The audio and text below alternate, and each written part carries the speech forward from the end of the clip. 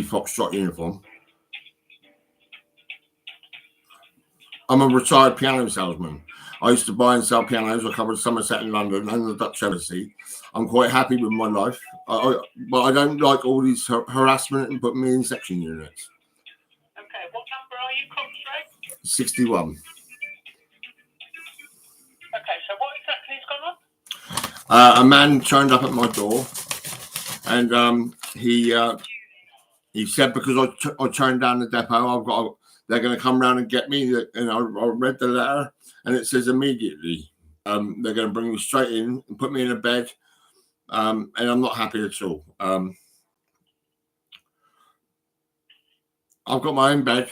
You know, I've been living here many years. I've not known Dr. Courtney long. But he wanted to shake my hand several times.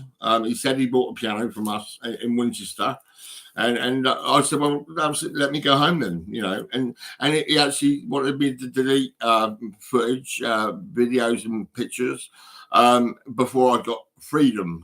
Now I want my freedom. I've got freedom of speech, and I've got human rights.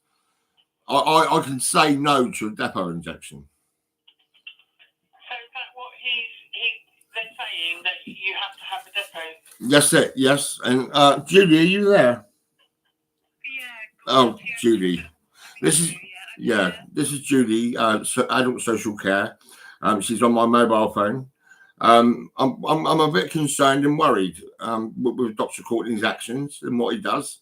He does put me in section units. That's what he does, and my nerves are terrible. Gordon, I think you're still on section 3. This is the issue. Well, I said no. So he says here we are, section 17. Why am I even sectioned? I mean, this is crazy.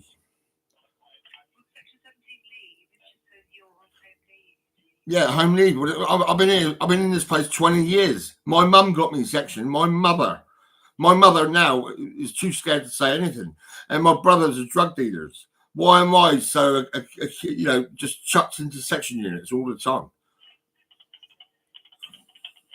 Gordon, I appreciate what's happening, but this isn't anything for the police to be dealing with. Well, no, because but NHS, all they do is they get to the police and they come together. The police will be on my doorstep, probably kicking my door in. Okay, but there's nothing that I can deal with at this moment in time. All right. Well, he says you're going to need to have your depot injection. I'm not going to have it. I don't want it. But then the consequences are between you and the wrestling, bodybuilders pinning me down, locking me up. What have I done? I can't answer that, Gordon, can I? Because we deal with crime. And the crime is my brothers were drug dealers, and you're investigating my brothers.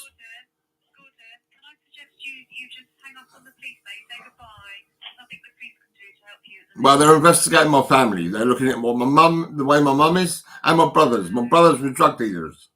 Okay, Gordon. I think I've got enough information now. Okay, you need to take this up with the adult services. Yeah, so I'm going to keep getting locked up, am I? Okay.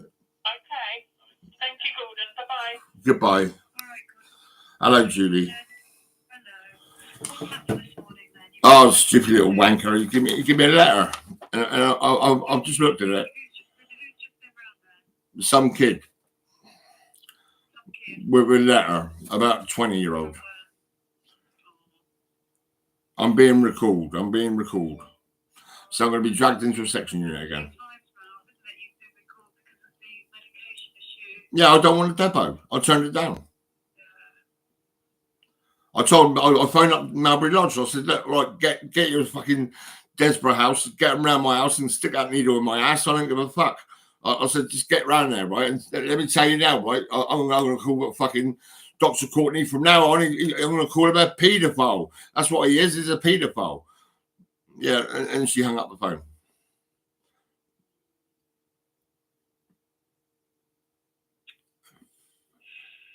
Yeah, so this is it. I'm not going nowhere, right? Like, they can come round with they can stick that needle in my ass if they want. I told the stupid little cunt I'm going to fucking kill myself. Yeah, because I feel like I don't want to live with these cunts. NHS, you're sick as fuck. I don't want this depot. You're going to have to phone him up and say, look, fucking hell, what have you done? He turned down the depot. Dr. Courtney's so gay, he even phoned me up and started a little chat with me, right? And he knows I turned down the depot. And now he sent me a letter saying he's going to lock me up in the section unit again. When are they planning for that to happen, Gordon? Immediately. Immediate, as in today? Yeah, probably, yeah. I paid my creation account. I was going to get a fridge freezer.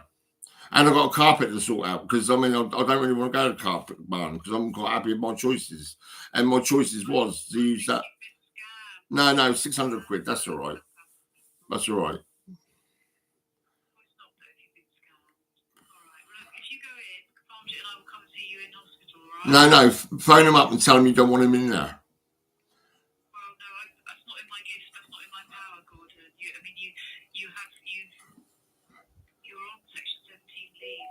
So Yeah, but it's a load of bollocks. I'm a fucking human being. You know what I mean? I think it's because people have concerns for your well-being. I'm fine. I'm perfectly okay. But I don't want to keep going in section units because my mother fucking stitched me up a bitch. I hope she fucking dies.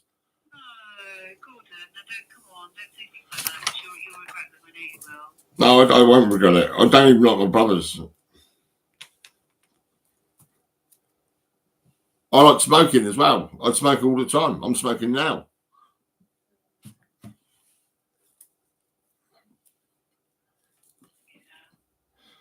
Can you get Desborough House to come round with a needle then? Give me an injection. Just to fucking get them out of my face. Well, no, I can't, Gordon. That's just not. I don't have that power. That's not for me to do. You know, you've made your decision and you have wanted the treatment, so they're making their decision and they think you still continue to need it. Yeah. They're full of shit. They don't even know what they're doing. Intention. I don't think that's their intention.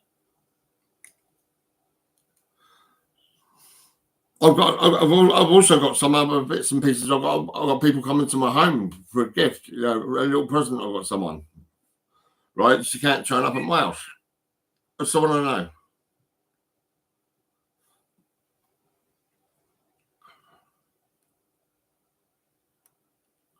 So what time is Desborough House coming today then?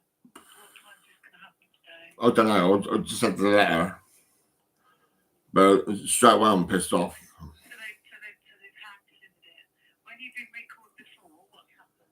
Oh, they just come around 4 or 5 people on my doorstep, put me in the cage and taking me into the section unit. What, did that happen a few weeks ago when you were recalled? Yeah, they've done it. Dr. Courtney don't go shit. He don't care. And he looks like a tramp. If you look at him, you wouldn't believe it. He ain't got no tie on or nothing. No, he looks like a tramp. He looks like he's on a dole.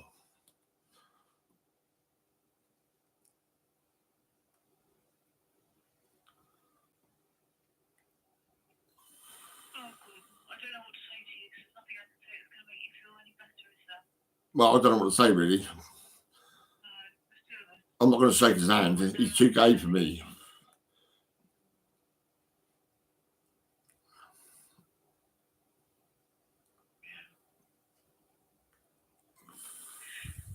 I was hoping you'd come round and take me out for a latte or something today, you know. But I said to you earlier in the week, I can't this week, Gordon. Sorry, I'm not able to do that this week. yeah. Yeah. Let's see what happens next week then. Let's see where you are because Farmjit and I will come and see you next week, all right? Yeah. So what's that happening? You can't do nothing to stop these people coming around my house, is that right? No, I can't. It's not that's not my. I'm sure when it started, you guys were on my doorstep. Pardon? I'm sure when it all started years ago, there was social services on my doorstep with NHS and police and all sorts, all on my doorstep. Well, yeah, that would be right because in a mental health act assessment, you do have one social worker and 2 doctors. So And you can't do nothing to stop them coming down my house then. I can't. No, they've made a decision. Well, they want to give me a needle. What am I going to do? Am I going to kill Dr. Courtney? Am I going to strangle the little cunt when I see him next? Well, Gordon, if you make threats like that, though. I'll attack him. I'll smack him in the face. I'll knock his nose off. I'll fucking knock him out. Who was it that came round? Some kid with a letter. What, from Desborough House? I don't know. From He goes, you you've been think you did? recalled. He said, you've been recalled. You know, because I'll turn down the depot. Yeah. Well, so, yeah. I mean, I don't want a depot. I don't need it.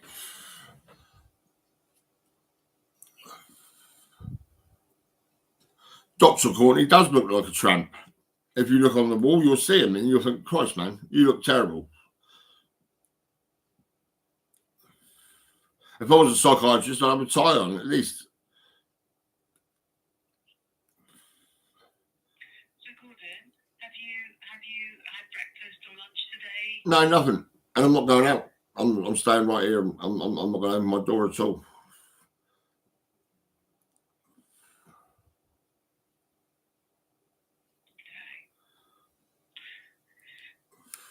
Why would you want to get me a carpet sorted out when I'm going to be in and out of section units all the time? What's the point? Oh, because you still want the carpet, though, don't you? Actually, I would like to think that someone is scamming you by charging you huge amounts of money. No, it's not huge amounts. 600 quid, that's nothing. 600. It's 500 down the road and there's 600 in Nurston.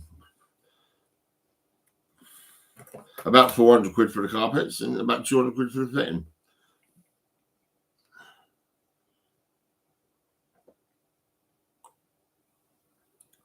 I was fine, and now I'm all shaken up and pissed off with this idiot with this letter from Dr. Courtney, the faggot. And what it is, the patient called Mark Gregory, he's a bit of a mate, really. He said they was going to recall me in a ring, and he was right. He said he was only messing around, but the guy's been round my door.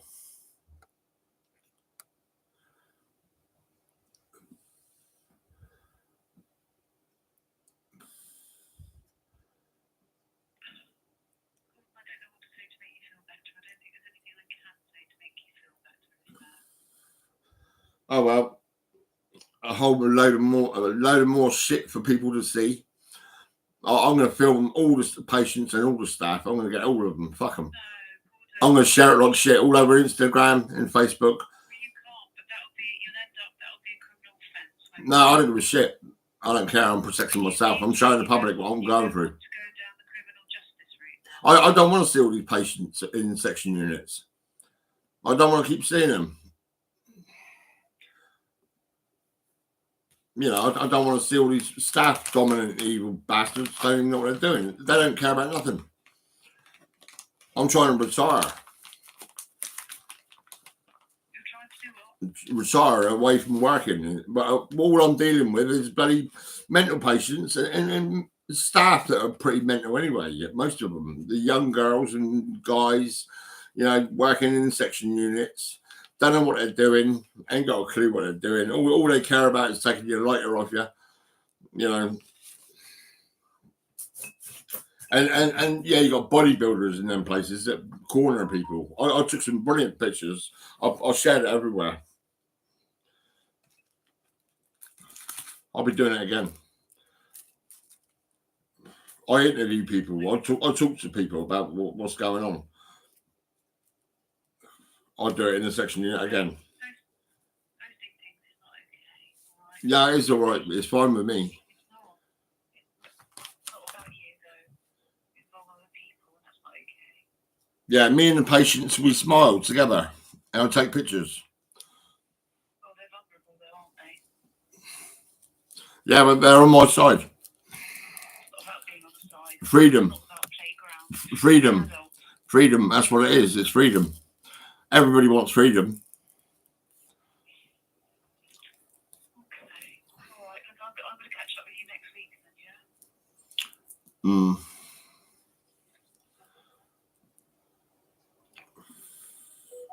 I've said to Melbury Lodge they can send someone around to give me the depot. But I don't want the fucking depot, but that's, you know.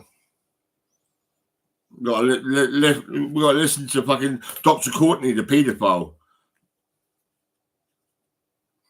I'm live on YouTube. Yeah, look. Yeah, Dr. Courtney. He's a paedophile. That's what he is. Gordon, you need to stop putting things on YouTube. It's really important that you stop putting things on YouTube. I had a good time on YouTube. Yeah, I had a great time. I play music. I have fun. I talk to my friends. Gordon, I'm going to go now, all right? And I'm going to chat with you next week. Could you call next week, all right? Yeah, okay. Do you want to say goodbye to everybody? Because there's a lot of people watching. Cheerio. Bye-bye. All right, bye, Julie.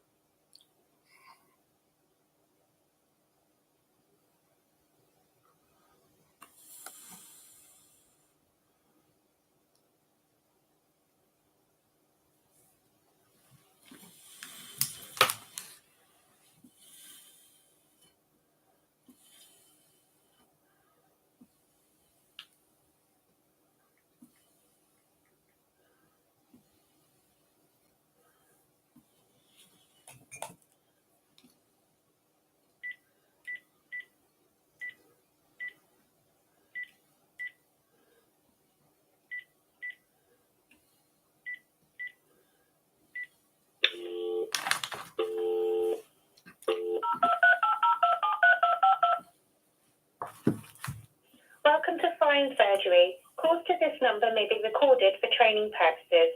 Please listen carefully to this message as options have been changed.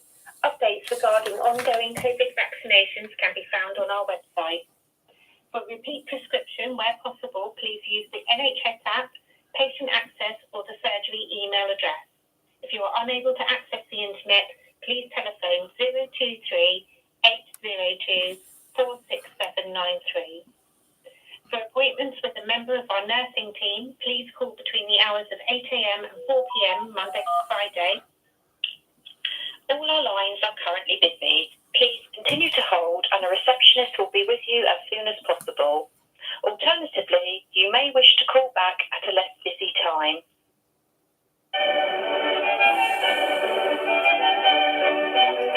You are number 1 in the call queue.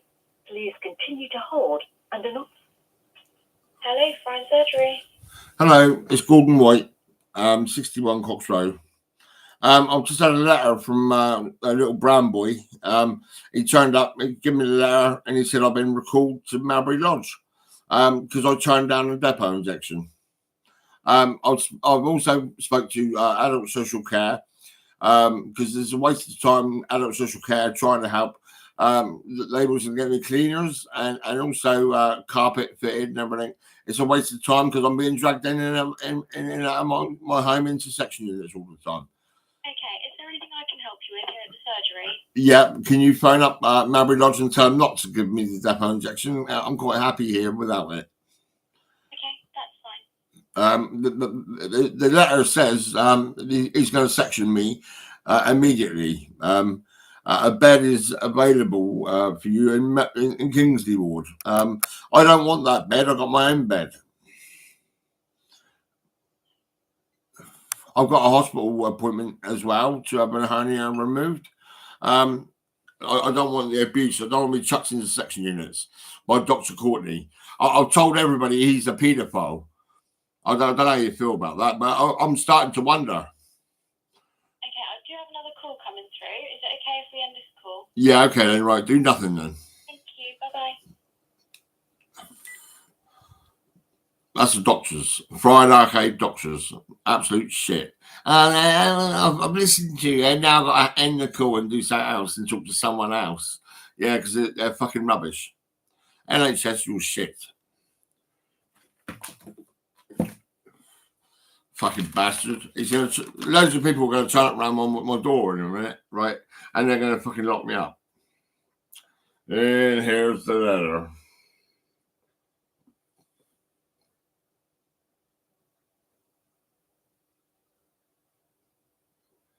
Dr. Courtney, look at that. He's a gay man. He's very gay. He likes to shake your hand. But he don't wear a tie. He looks like a tramp. He looks like he's come out of a pub.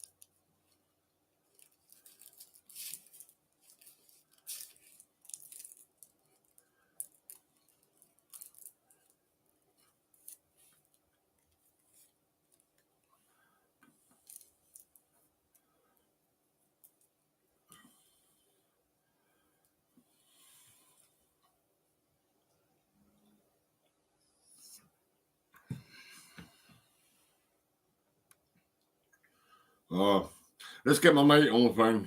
Yeah.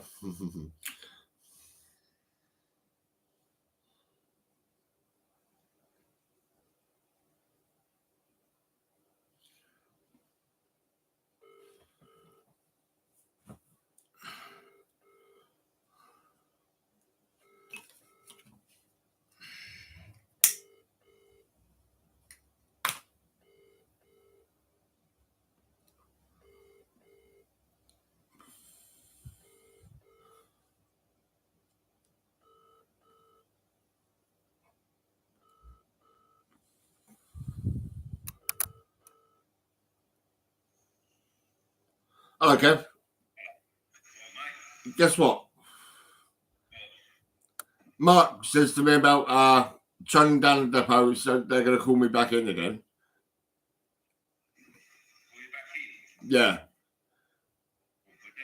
Yeah. I don't know, mate. I ain't got a clue. But I had a fucking little brown boy, a fucking nignog, on my doorstep with a letter. Look, this is what the nigger gave me.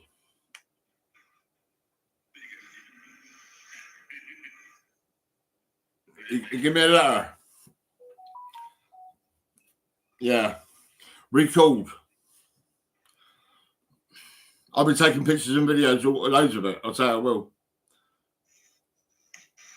All right, mate.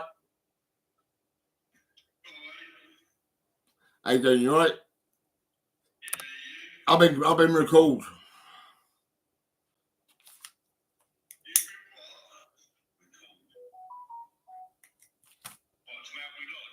Yeah.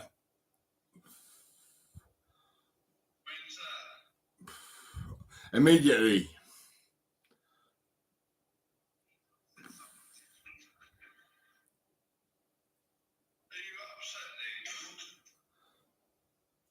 Well, you know, what can I say? He's upset me, isn't he, really? He phoned me up, he was talking to me, right? I said, I don't really want it, you know.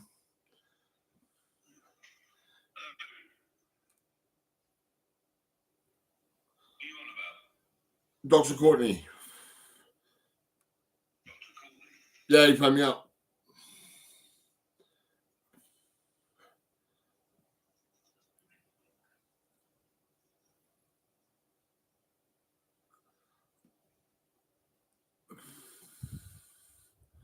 I shouted at fucking Melbury Lodge. I said that Dr. Courtney's a paedophile.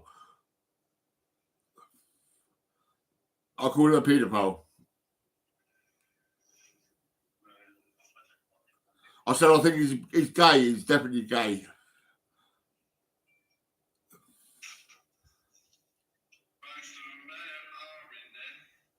Huh?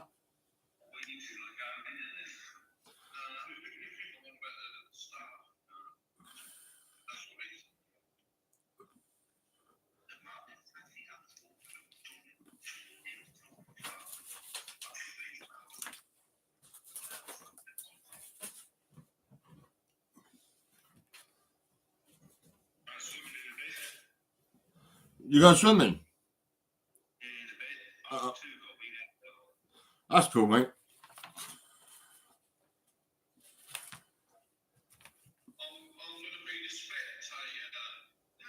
Oh yeah, yeah.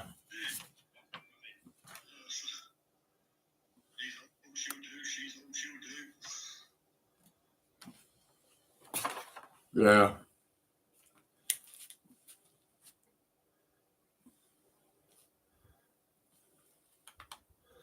Oh well.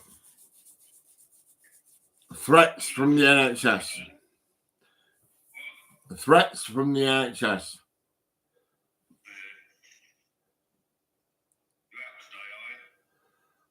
Second, mate. I was going to go into Italy, yeah, but now I think I'll just stay at home. I don't know what to expect.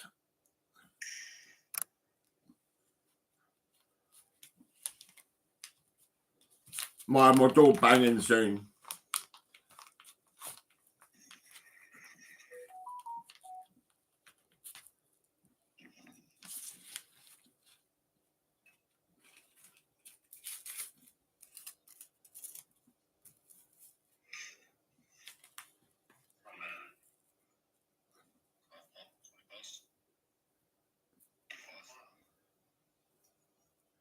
Yeah, 25 past now.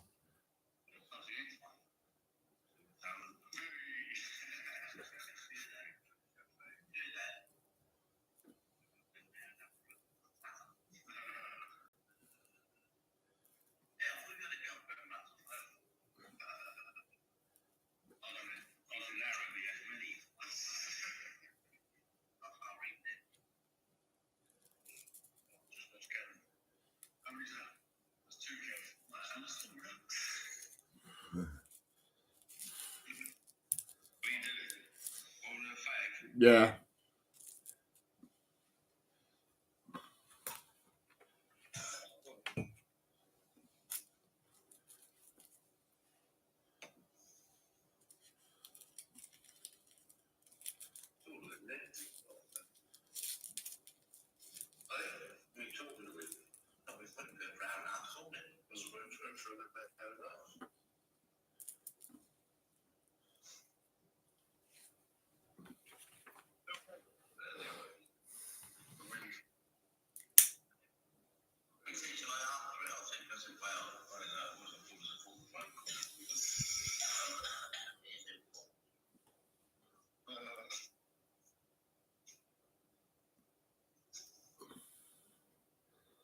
I'm going to give my mate a call, mate.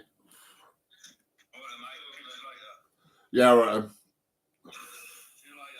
See you later.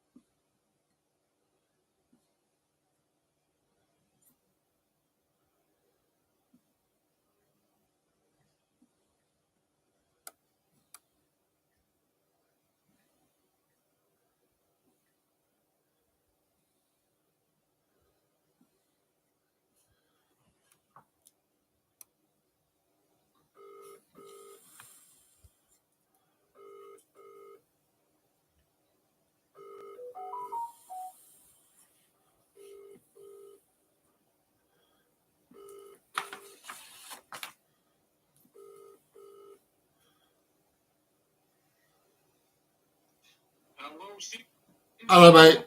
You all right, Steve? Guess what? I went to San Diego at my doorstep. A brown boy. A brown boy. Nignog. Yeah. And he gave me a letter. And it's Dr. Courtney, the gay man. Yeah. He wants me to go back into Mulberry Lodge. Yeah. Immediately.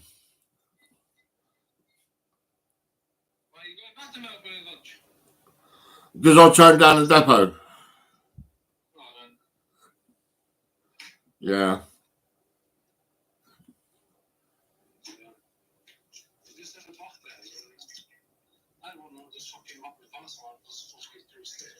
Second.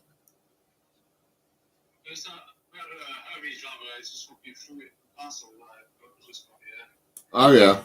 Oh, you sent me a parcel, didn't you? I wonder where that could be. No, not yet.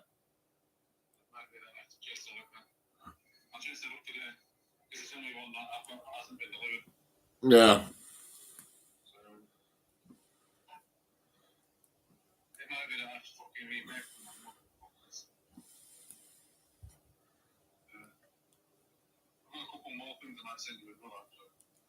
Yeah. I'm trying to chase them up, and if they say, yeah, on its way, please allow, because normally what they'll say is, I'll put days, Yeah, right, mate. okay, what's the Can you phone up Mulberry Lodge and tell them to leave me alone and not put me in a section here because you got parcels coming in my house? I say that, you're not listening to it. What? I'm telling them, but they won't listen to it. Don't you reckon?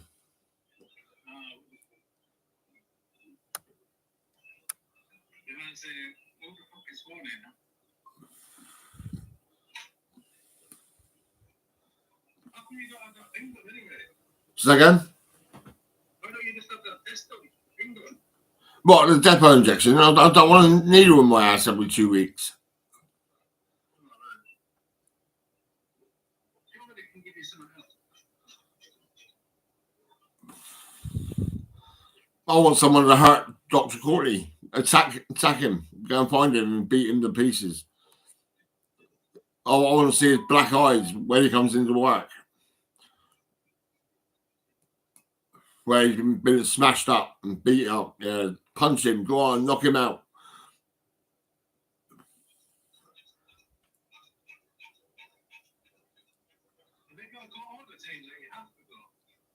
Yeah, immediately. I'll read it to you, right? It's unfortunate you have declined to accept the depot medication, as medication is part of your care plan.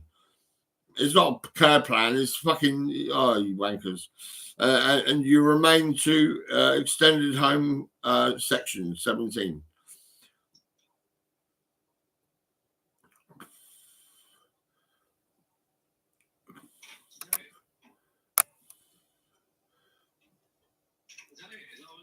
No, it says, as you have declined the depot medication, I am unfortunately now writing to inform you that Section 17 leave will be rescinded and you will be recalled to hospital. A bed is available for you at Kingsley Ward. You are required to return to Mulberry Lodge Hospital immediately. I appreciate that this will be a considerable disappointment to you, but nevertheless, we don't give a fuck. Please accept reassurance that we're trying to act in your best interest. Well, they don't know what they're fucking doing. They're shit.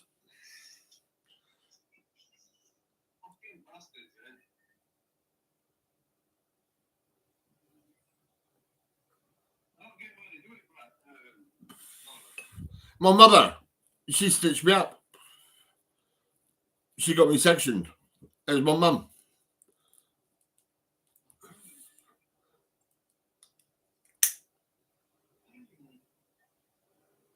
So it sounds like they released it from think on conditions that you're happy. I just think, I know you don't want it, but I fall up and say, is there not anything else I can take? Because I don't want that, you know, there's not nothing else I can take, yeah? That'll work. Yeah. I fall up and say, nothing else I can take, yeah? But is there anything else I can do? Other than one injection every 2 weeks? Yeah. I will put the phone. You might say, yeah. I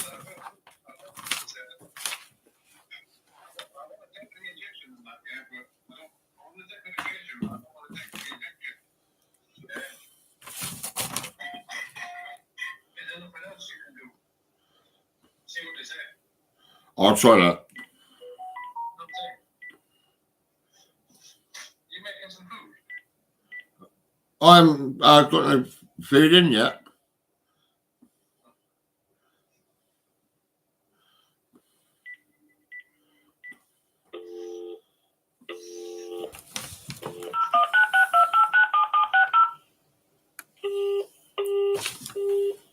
Oh, it's engaged. Fuck's sake. Say that. It might say, okay, we can do this, and this. Or they give them an option. I don't want the option.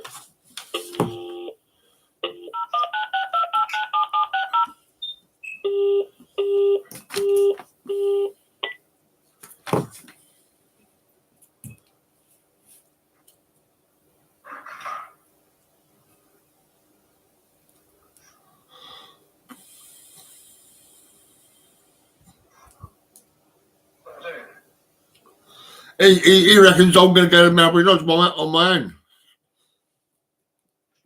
He seems to think I'm going to just go to my house, go to the hospital. He thinks I'm going to go to Melbury Lodge. What they'll do is they'll send people around.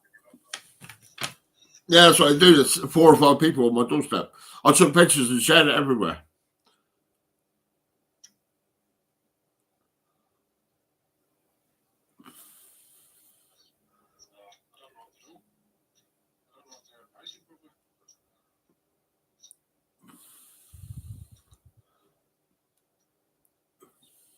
Well, I'll tell Dr. Courtney, I'll say, look, you know what? If you look around London, you'll see posters on the lampposts. But what we're going to have is we're going to have Dr. Courtney is a paedophile, right? And I'm going to put it on posters, and I'm going to put it on fucking lampposts.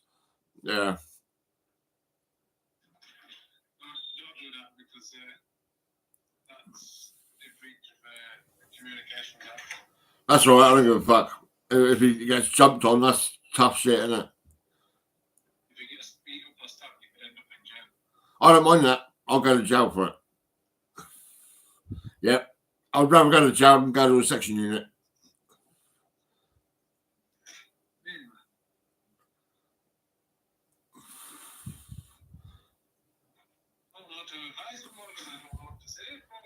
I don't know, mate. I'll try to phone them, but they're engaged. They're fucking, you know what I mean, shit as fuck.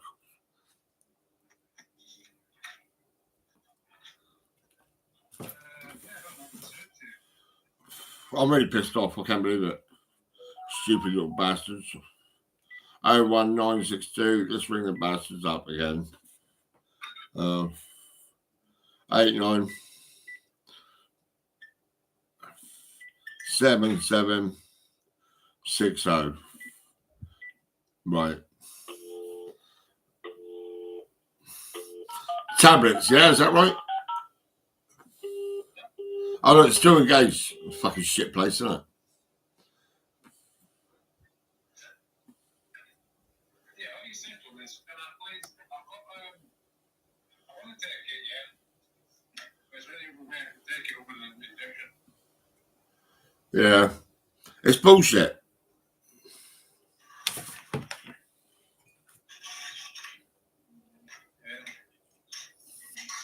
Someone said they're trying to help you.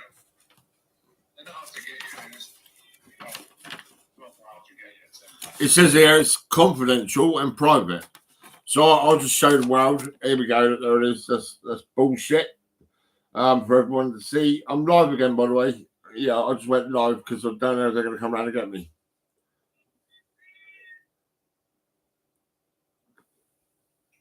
live again, yeah? Dr. Paul Courtney is a paedophile. Yep. I've labelled you. You're a paedophile. Yeah, you little bastard. I'm trying to get hold of the cunt, but I can't get hold of the cunt.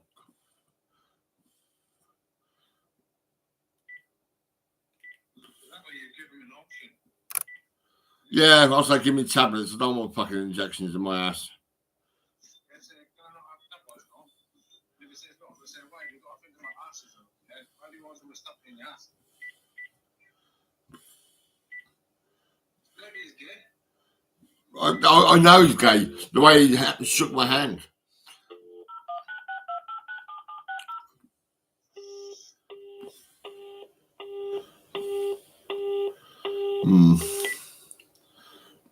Engaged constantly. On the back of the bit. Yeah. On the back of that tablet.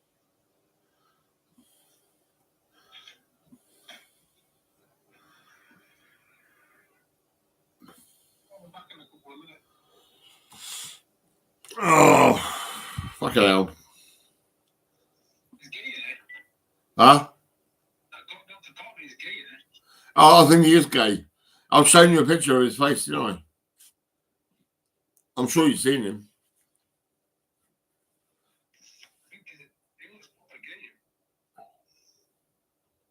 He's trying to do a gayness on you. Yeah, he's shaking my hand. He wants to shake my hand again, doesn't he? I'm not going to let him shake my hand. I'm going to tell him, no, you're not going to shake my hand because I think you're gay. And I've decided to tell the world you're a paedophile. Yeah.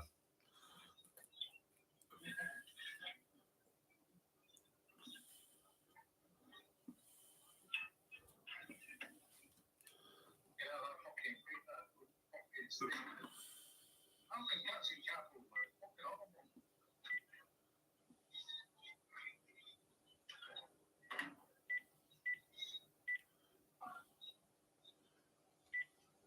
Oh.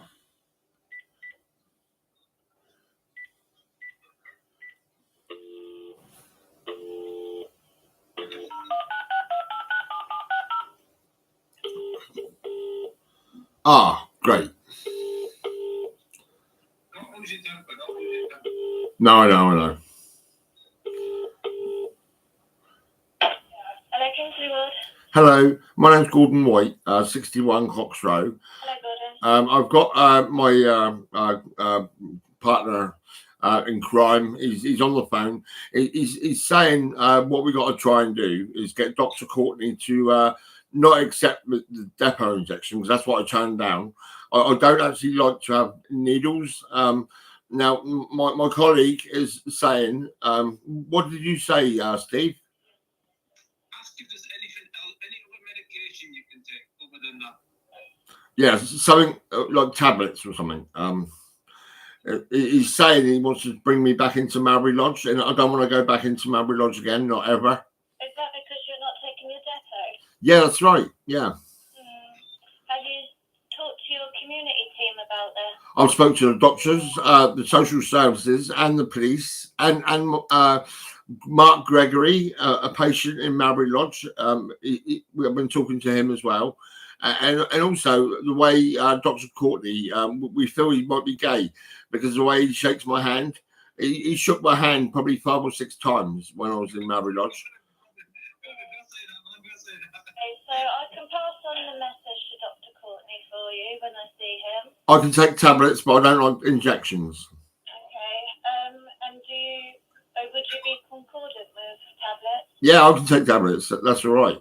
I'll take slimming tablets. I'll take raspberry ketones, and also I've got vitamin D. Okay, I'll talk to Dr. Courtney, okay? Okay. Can you make sure he's not going to section me? I get scared and nervous. My nerves are shot to pieces. I can't handle going dragged around in all the section units. My daughter was actually going into section units and getting me out. I understand what you're saying, so I will talk to Dr. Courtney for you. Please don't let him get away with this. It's a crime what he's doing. It's terrible. Right, let me talk to the doctor for you. All right. Okay, right, bye-bye. Okay, thank you. It's a crime, isn't it? It's a crime. And I called him gay. Yeah, because he is gay. Look at him. I mean, Christ, he's a faggot. And here's his letter. Look, here's his private letter. It says on the bottom, it says, I love you. I can't show you the bottom bit because I'm not going to show you that bit because he said he loved me. Because he's gay. He's a faggot. Yeah.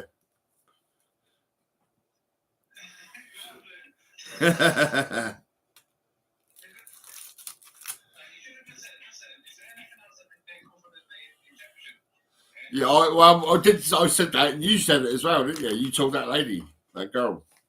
Well, I'll say girl because she's about 20 years old by the sound of things.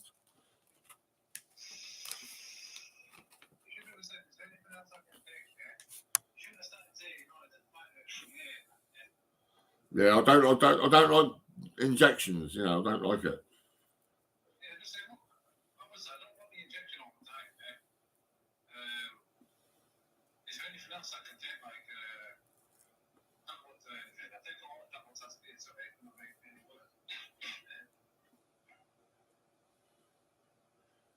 Yeah.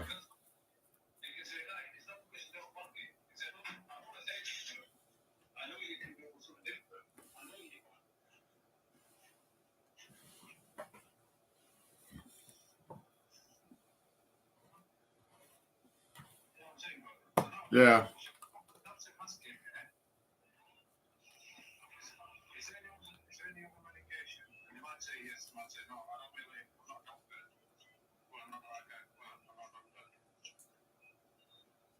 Yeah.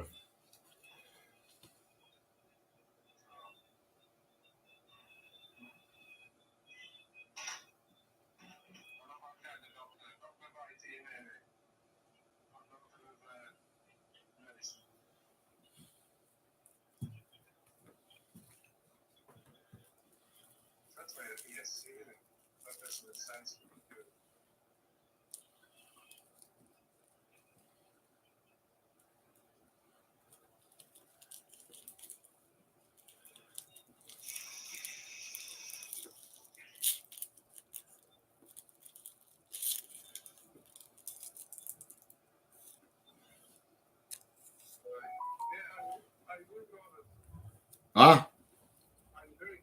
I'm all right, mate. I'll just roll myself a joint.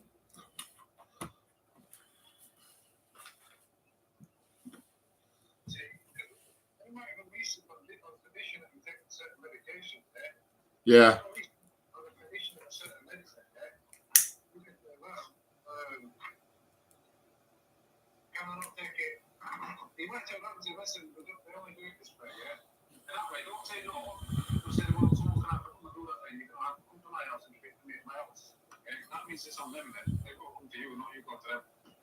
Yeah.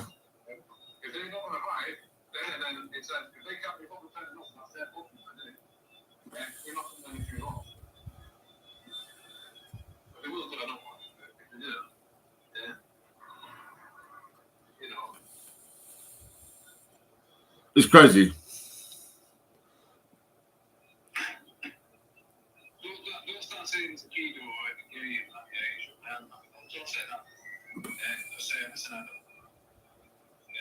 Yeah, I know.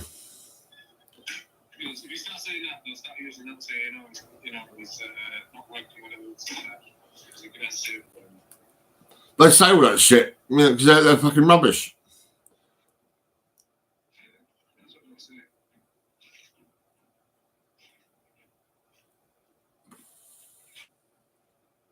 Just a couple more things to do, that's it.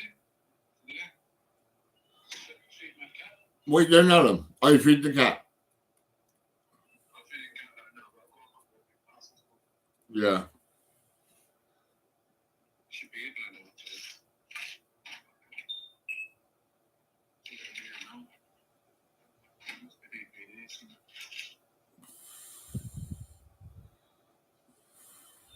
Like I said, I'm doing a couple of pictures of my stock and that, yeah? Yeah. I'm gonna send you some of them extra stuff. So you've got a bit extra, a bit one or two more.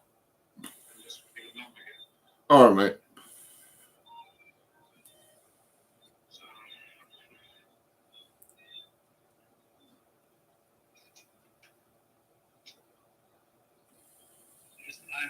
be clean as well. I'm down there, just in the corner there. Yeah. It fucking kept up a big shit, didn't it? Not a shit, but it took a big fucking piss last night. Fucking 4 o'clock in the morning. All right. A big shit, we fucking, well, not the shit, it a big fucking piss. And then started scratching the temperatures, and the fucking liquid was fucking up inside the temperature, yeah? Outside of it. Hmm. That's crazy. Yeah, it's getting that, yeah. It's not chicken, man. Very good, you can do it.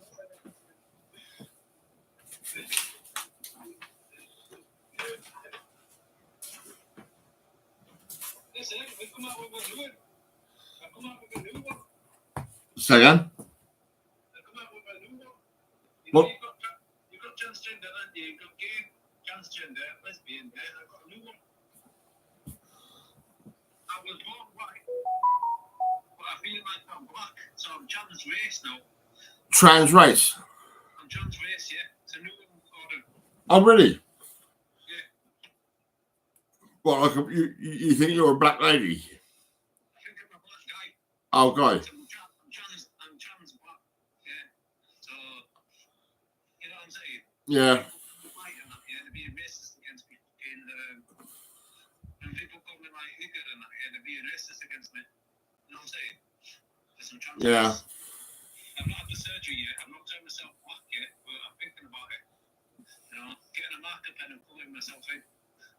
That's crazy, man. I made it up this morning. My mate goes, "What the fuck is this trans race?" And I went, "Listen, you've got transgender in it, where they say they're born fucking, they think they're male, but they were born female and that, yeah." And then he goes, "Yeah."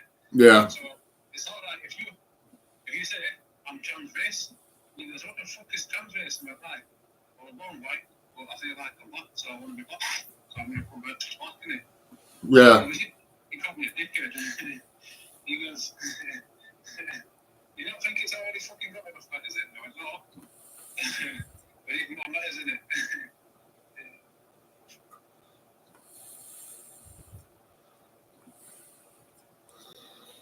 Oh, all I know, backaches. And a hernia. And I'm half blind and I'm dragged around by the NHS.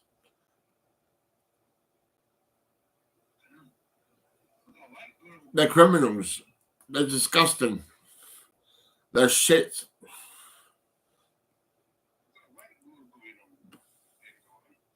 Huh? Have you? All right.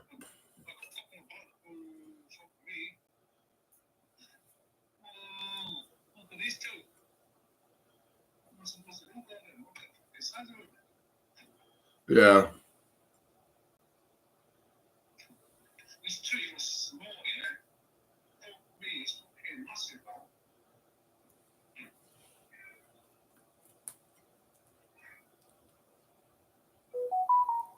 Thing is, what they send you a message now? What they say?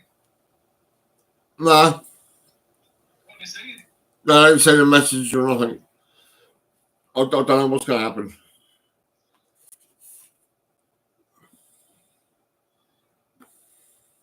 So, are you trans race? No. Oh, I thought you might be trans race. I swear I made that up this morning. I'm a white honky. A white honky. Oh, yeah, definitely. Fucking hell, you're talking here to me to fucking, I'm Nigerian, mate. I'm Jamaican, so because I eat on Jamaican cake. No Jamaican cake. Yeah. You know, we fucking close, man. We're fucking going, man.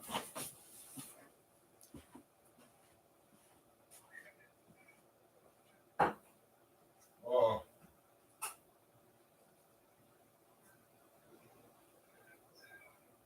I don't know, mate. I'm not sure what's going to happen.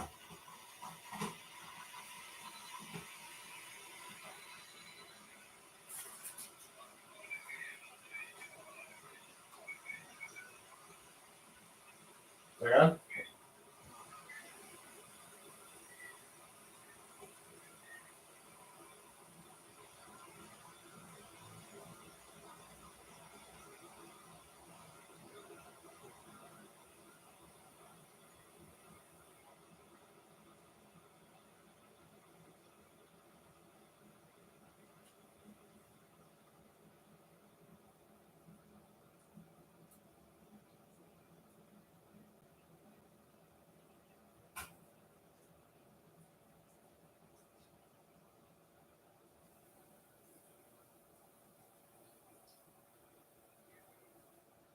Right.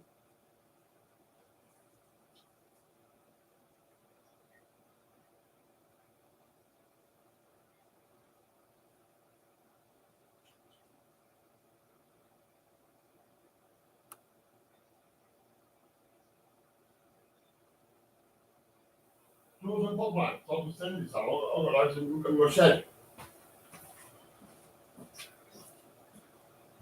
Little ones.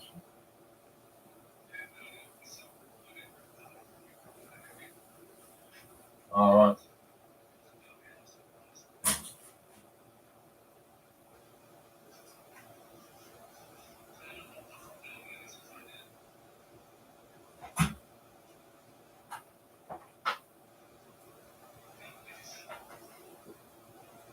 Yeah.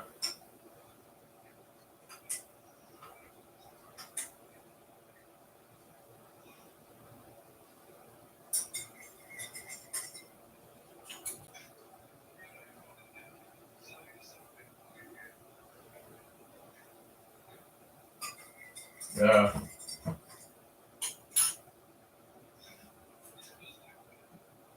I reckon you've had it.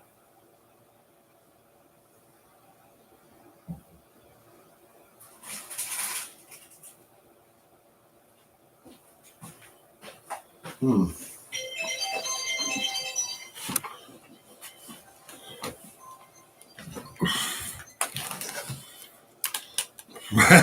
did I turn the plane off by accident? Oh, because I was picking up the phone and then you were gone.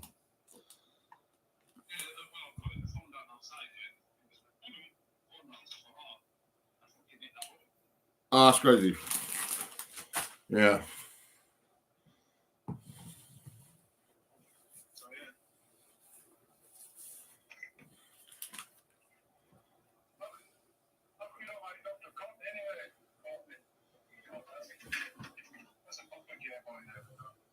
Second. Yeah, it's fucking.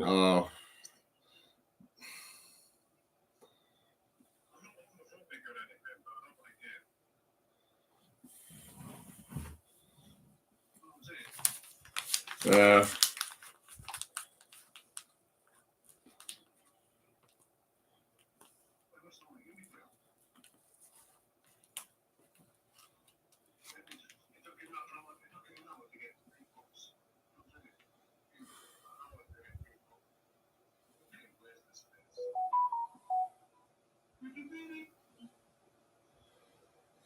Hmm.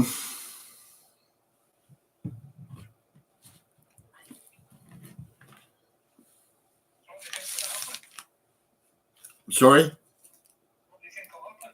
I don't know.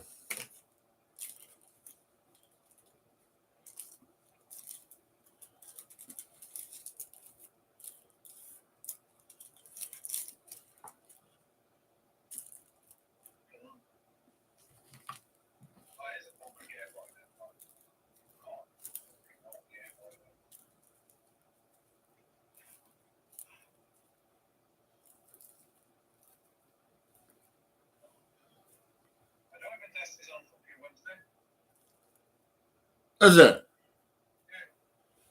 That's right.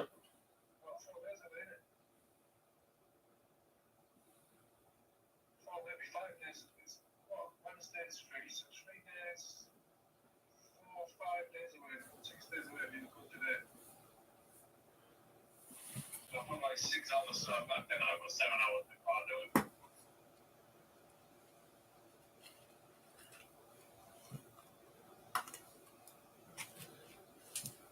Hang on.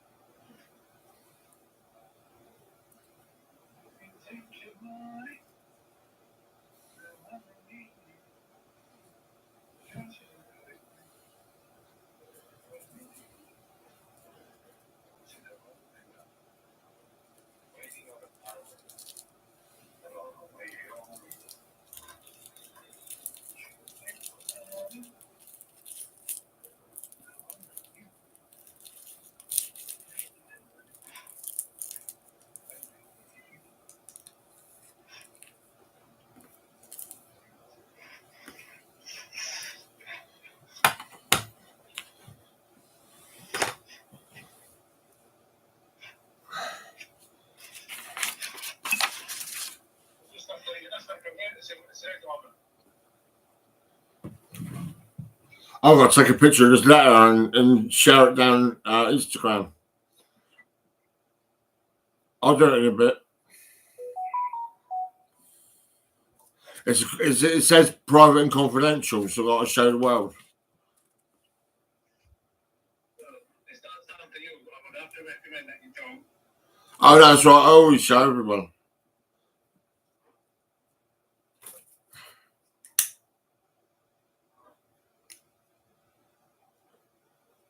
I'm trying to keep you out of trouble, not in trouble.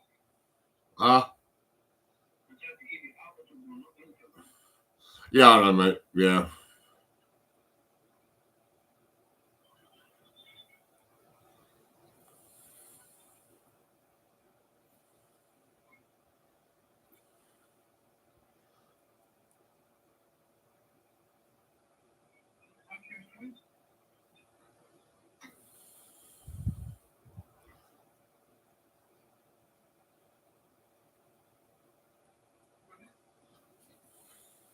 So when did that turn up this morning? Ah, Did that turn up this morning? Then? yeah, this morning, fucking brown boy. A nigger. You can't say that. You have to be careful, please. No, because if I go to America, I can say nigger all day long. I'll get on a plane, go to America, then phone you up and say, nigger, yeah, nigger in UK. You might be counterfeits. You never know. I don't know. I fucking made it out this morning. You know, taking these transgender women that are going into transgenders. They're going into sports and fucking female. Come on, man. Fucking beyond the joke.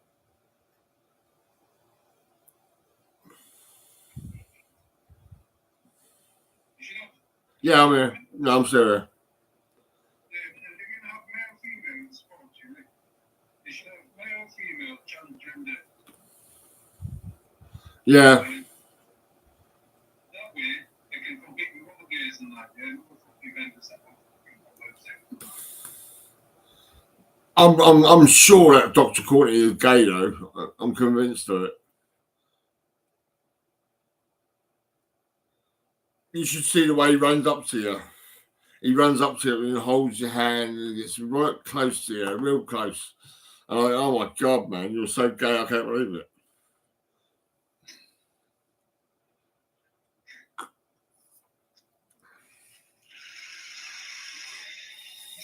You said that, though. If you don't hear about you,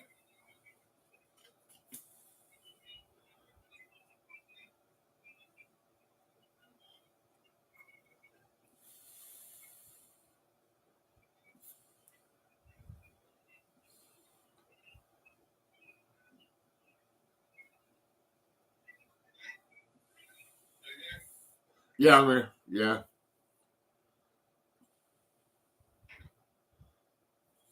so obviously, I had to tell you just before I go up, go what I tell you.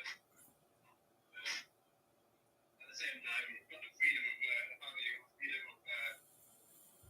self-determination in the UK, so Yeah. if you decide that you don't want to take it, that's up to you as well.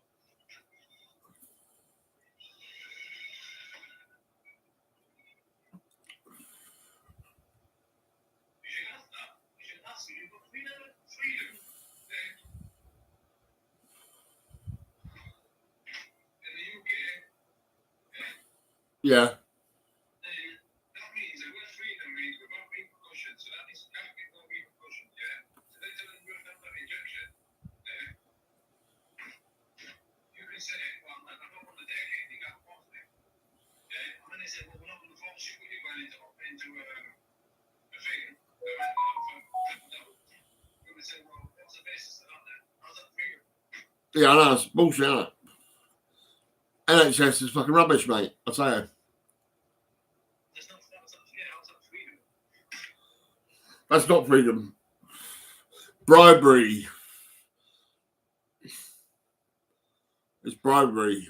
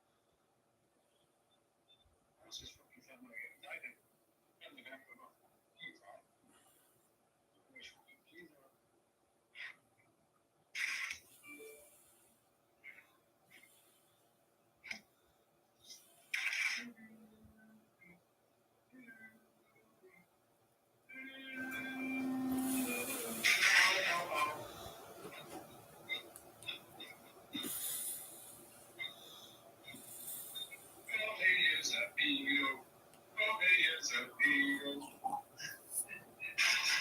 That's it. You got it. Dr. Courtney is a pedophile. I don't know what else I can say. It's the truth. It's the whole fucking truth, motherfuckers. Yeah.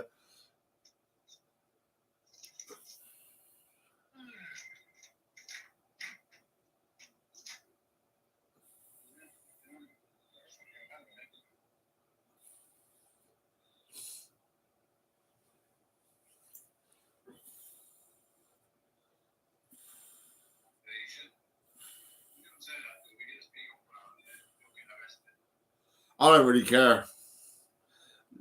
They take the piss out of me, really. Sectioning me all the time. Fucking bastards won't leave me alone.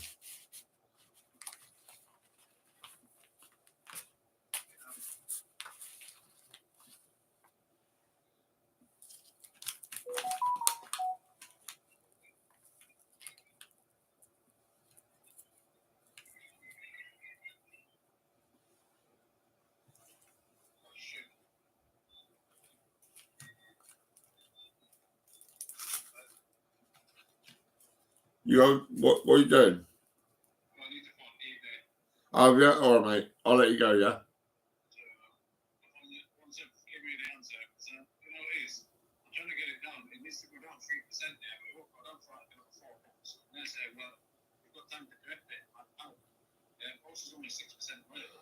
That's mad, mate. Yeah. I've got to charge my phone. All right, mate. Bye-bye.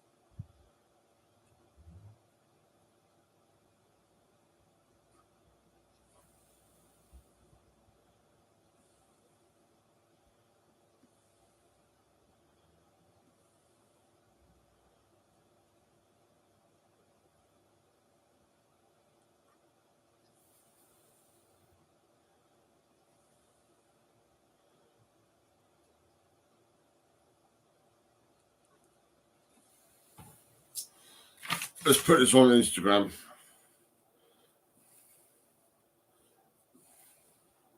Nice picture of this. Yeah, that's it.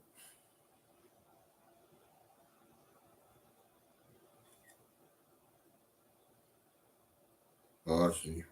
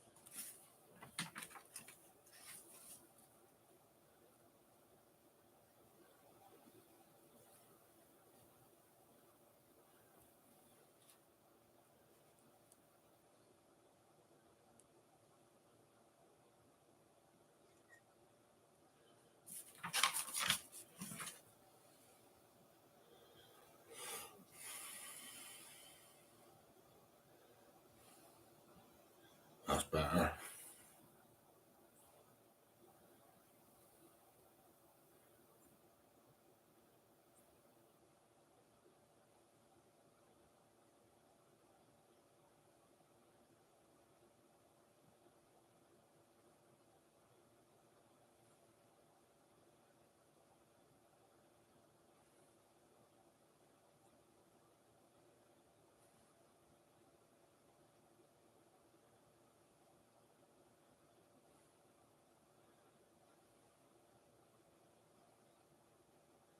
That's better.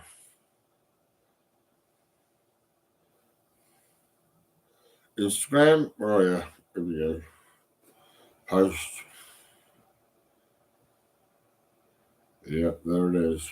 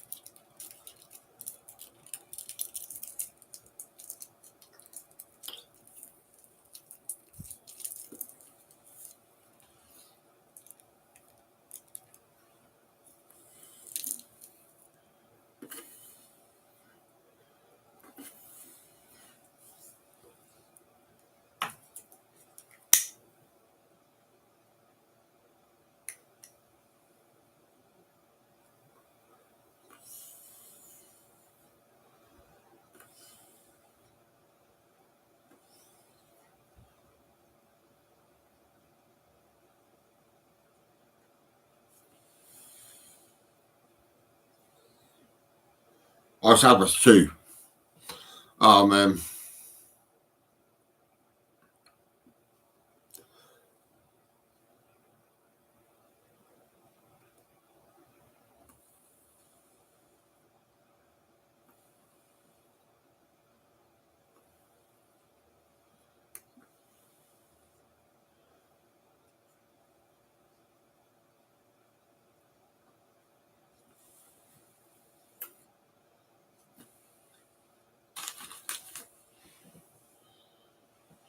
Oh.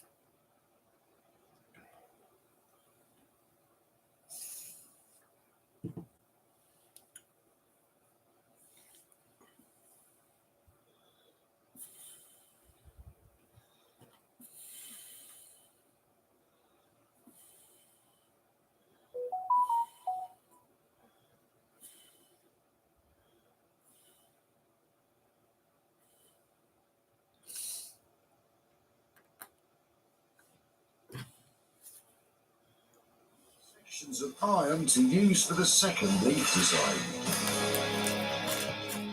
So you're just getting your shape of your leaf.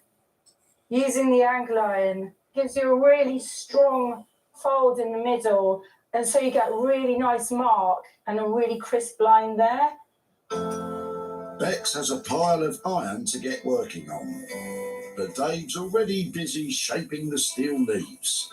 Using a hot flame and a special ball peen hammer, he's indenting the piece of steel around the shape of the jig. Unlike iron, steel is a relative newcomer to the decorative metalwork scene, its use having only become widespread from the mid-19th century, when the first low-cost process for mass production was developed by English inventor Henry Bessemer. It's back to the plasma cutter for Bex. She's trimming the iron pieces to try to make them more leafy.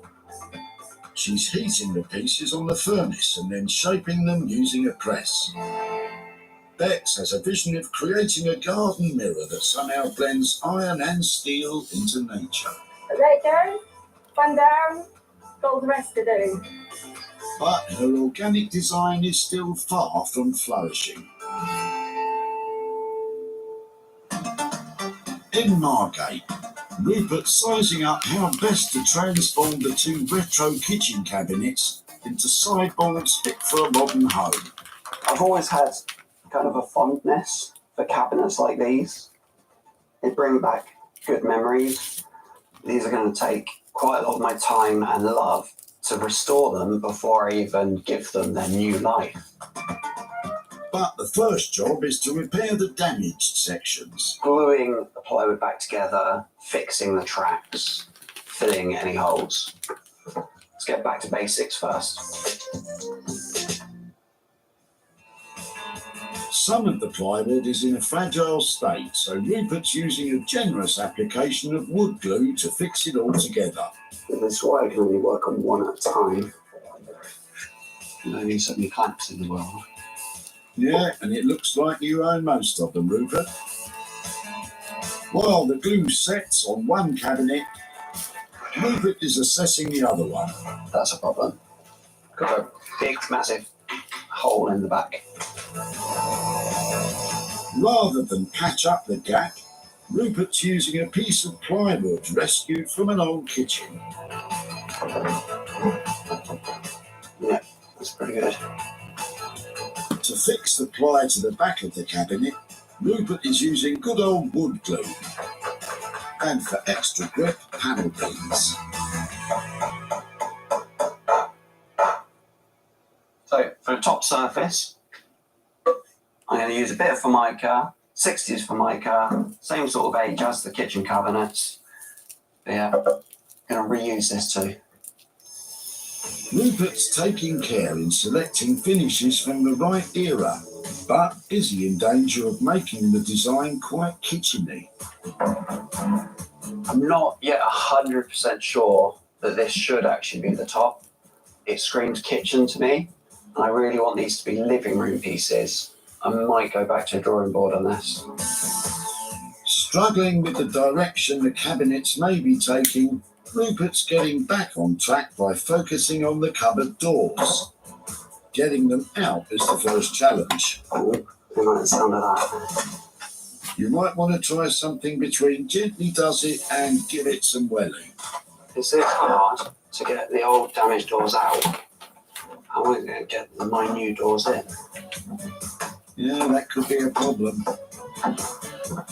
Well done, and no damage. Come on, show us what you have in mind for the new doors. It's all about colour and contrast with materials. I'm hoping to cut some doors out of this pegboard, and it might actually stay this natural colour. But then in contrast to that, I'm going to use some really bright perspex. It's going to be a great vintage mix. Rupert reckons combining a radical colour choice with a retro pegboard will create the look he's after. He's going full throttle retro, but is he headed in the wrong direction?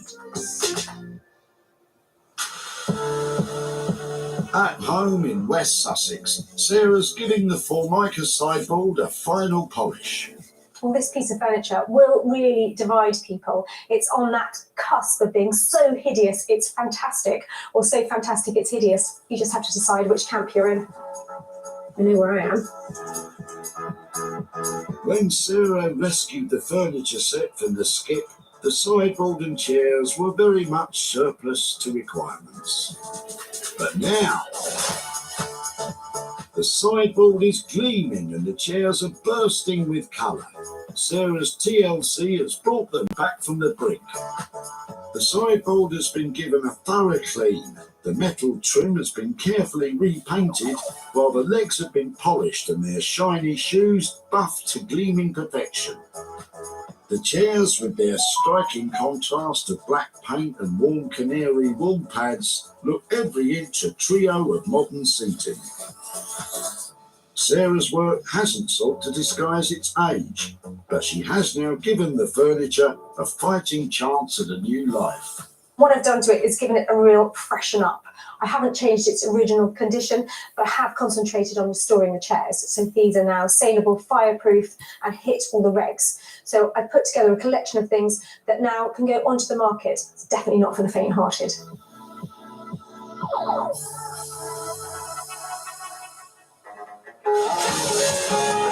It was Kevin and Ray who were flinging out the furniture. Where's this all come from? From our dad's house. Are you clearing out? Yeah. He had some interesting taste. When did he buy it? Late 50s on. Yeah, 50s. Mum bought that. Yeah, Mum bought it. Table and chairs and all matching. Sarah fell in love with the Formica and wanted to spruce up the look, and the boys were all in favour. Really pleased if she can do something he would be as well. Yeah, very pleased that something hopefully there's going to be some more useful. Well, lads, I hope you're both crazy about Canary. After listing the set on social media, the chairs were snapped up by a home store in Haworth. And the fantastic Formica sideboard was sold to an interior shop in Northampton. Owner Rocco loves the look. You don't often see a marble veneer on a sideboard at this period. I think our customers are going to really like it, something a bit different.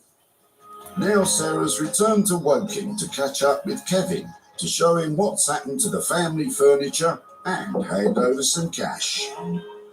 Kevin, hi there. Hello, Sarah. How are you doing? Not so bad, thank you. I've been looking forward to coming back and finding you because you might have been used to them, but I'd never seen anything like your sideboard and your chairs when you arrived at the recycling centre. But you'd grown up with the sideboard, hadn't you? And been in the family for ages, haven't you? That's right. Since I was about 10 years old, I think. Well, it was something I actually worked on myself. I didn't want to do too much to it. No. I did have a good look at it, a good polish up, and I have refurbished it, so I've got pictures to show you how it's ended up. Not strikingly different, but what do you think? Lovely. All I did was to polish up all of the chairs and re-upholster the seats of them and polished up that sideboard and brought out the lovely original details on it. But oh, yeah, they're amazing, yeah. They're unbelievable. well, I hope your mum would have been pleased. They didn't end I'm up... sure she would. Well, I see lots of stuff turning up at the recycling centre, but I have never seen anything like that. And I think that's why it's helped it sell. The chairs and sideboard have gone up to Yorkshire and Northampton. Oh, well done. I've got money here for you as well. Oh, very good. I've got £385 here. Lovely. No, I'm glad that someone likes them. Have you got a plan for that kind of windfall? We're going to give it all to Cancer Research UK. So that's where it will all go. Was that the charity that helped you with your parents? They did at the end, yeah, and for everybody else as well. Well, I think that is an amazing donation and fantastic for you to put all of that money that way. Thank you very much. Oh, it's a pleasure. So Thank nice you, to see you. Sarah. Thank you very much. Bye-bye. Bye. Sarah spent £50 sprucing up the sideboard and chairs. They all sold for £435. Leaving Kevin and his brother Ray with £385, which they're going to donate to charity. In North Devon, there's just time for a final clean-up of the garden mirrors before Sarah gate crashes the party. Are they confident they've managed to bring Bex's leafy concept to life? You know, we've kept the colours. Yeah. We've put on the metal work. It comes together. So yeah, I'll be really upset if she doesn't like them. Well, I always get excited when I'm coming to Bex and Dave to see what they've done, but I'm really hoping that this has gone well. They've got old gates, and I'm now thinking they should be really beautiful. When Sarah grabbed the gates, they were unattractive lumps of steel destined for scrap. But now, Bex and Dave have skillfully repurposed them as stylish garden mirrors. The decorative iron and steel leaves grow from metal tendrils that wind and tumble over the old gates like natural foliage. And the heart-shaped leaf design is also adorned by decorative berries. The green lacquered finish is the perfect complement to both the red and blue gate. All rough edges have been methodically smoothed off, and each mirror has been securely fixed to the gate frame. Bex and Dave have gone all out with a naturalistic design, but will Sarah think their vision has come together? Hello. Hi. What do you think? Fantastic. I think they're really good. I love the fact you can still see the gate. These bits are really beautiful. How have you got on then? It was quite a slog to get it done. I've got a bit of a swollen elbow. Oh no. Bex hurt herself. Yeah. We didn't have long to do this, so we've done some long hours in the workshop. I really like it. They look so natural and organic, don't they? You know, they're going to be right at home with that kind of plant growing next to them, aren't they? Yeah. Really beautiful. So with the surface of them, how have you achieved that? So we just took it back very lightly and then applied loads of lacquer on it to seal it all up. Okay. You said it's a bit of a slog. Does that push the budget up a bit? Normally with gates, we'd shot blast them, we'd galvanise them, but this time we haven't done that. We've kept the quality of, the paint there, and we've built this. So I think we've counteracted it all. Yeah. Really. £250 a gate, is that all right? Yeah, we can stick with that, yeah. Okay, Yeah. I really appreciate that. I think they're lovely things. They were utter rubbish when they were given to you. Now they're pieces of art, aren't they? They're beautiful. Fantastic. Well, I'm going to leave them with you because they look a bit heavy, but I'll keep in touch and tell you where they end up and hopefully get them sold and off to new home. Brilliant. Nice so much to see you. Right, Thanks so much. Well, I just don't know how they do it. Those gates now look beautiful. I'm really hoping they're saleable as well, because if we can get those into somebody's house, they're going to love them forever.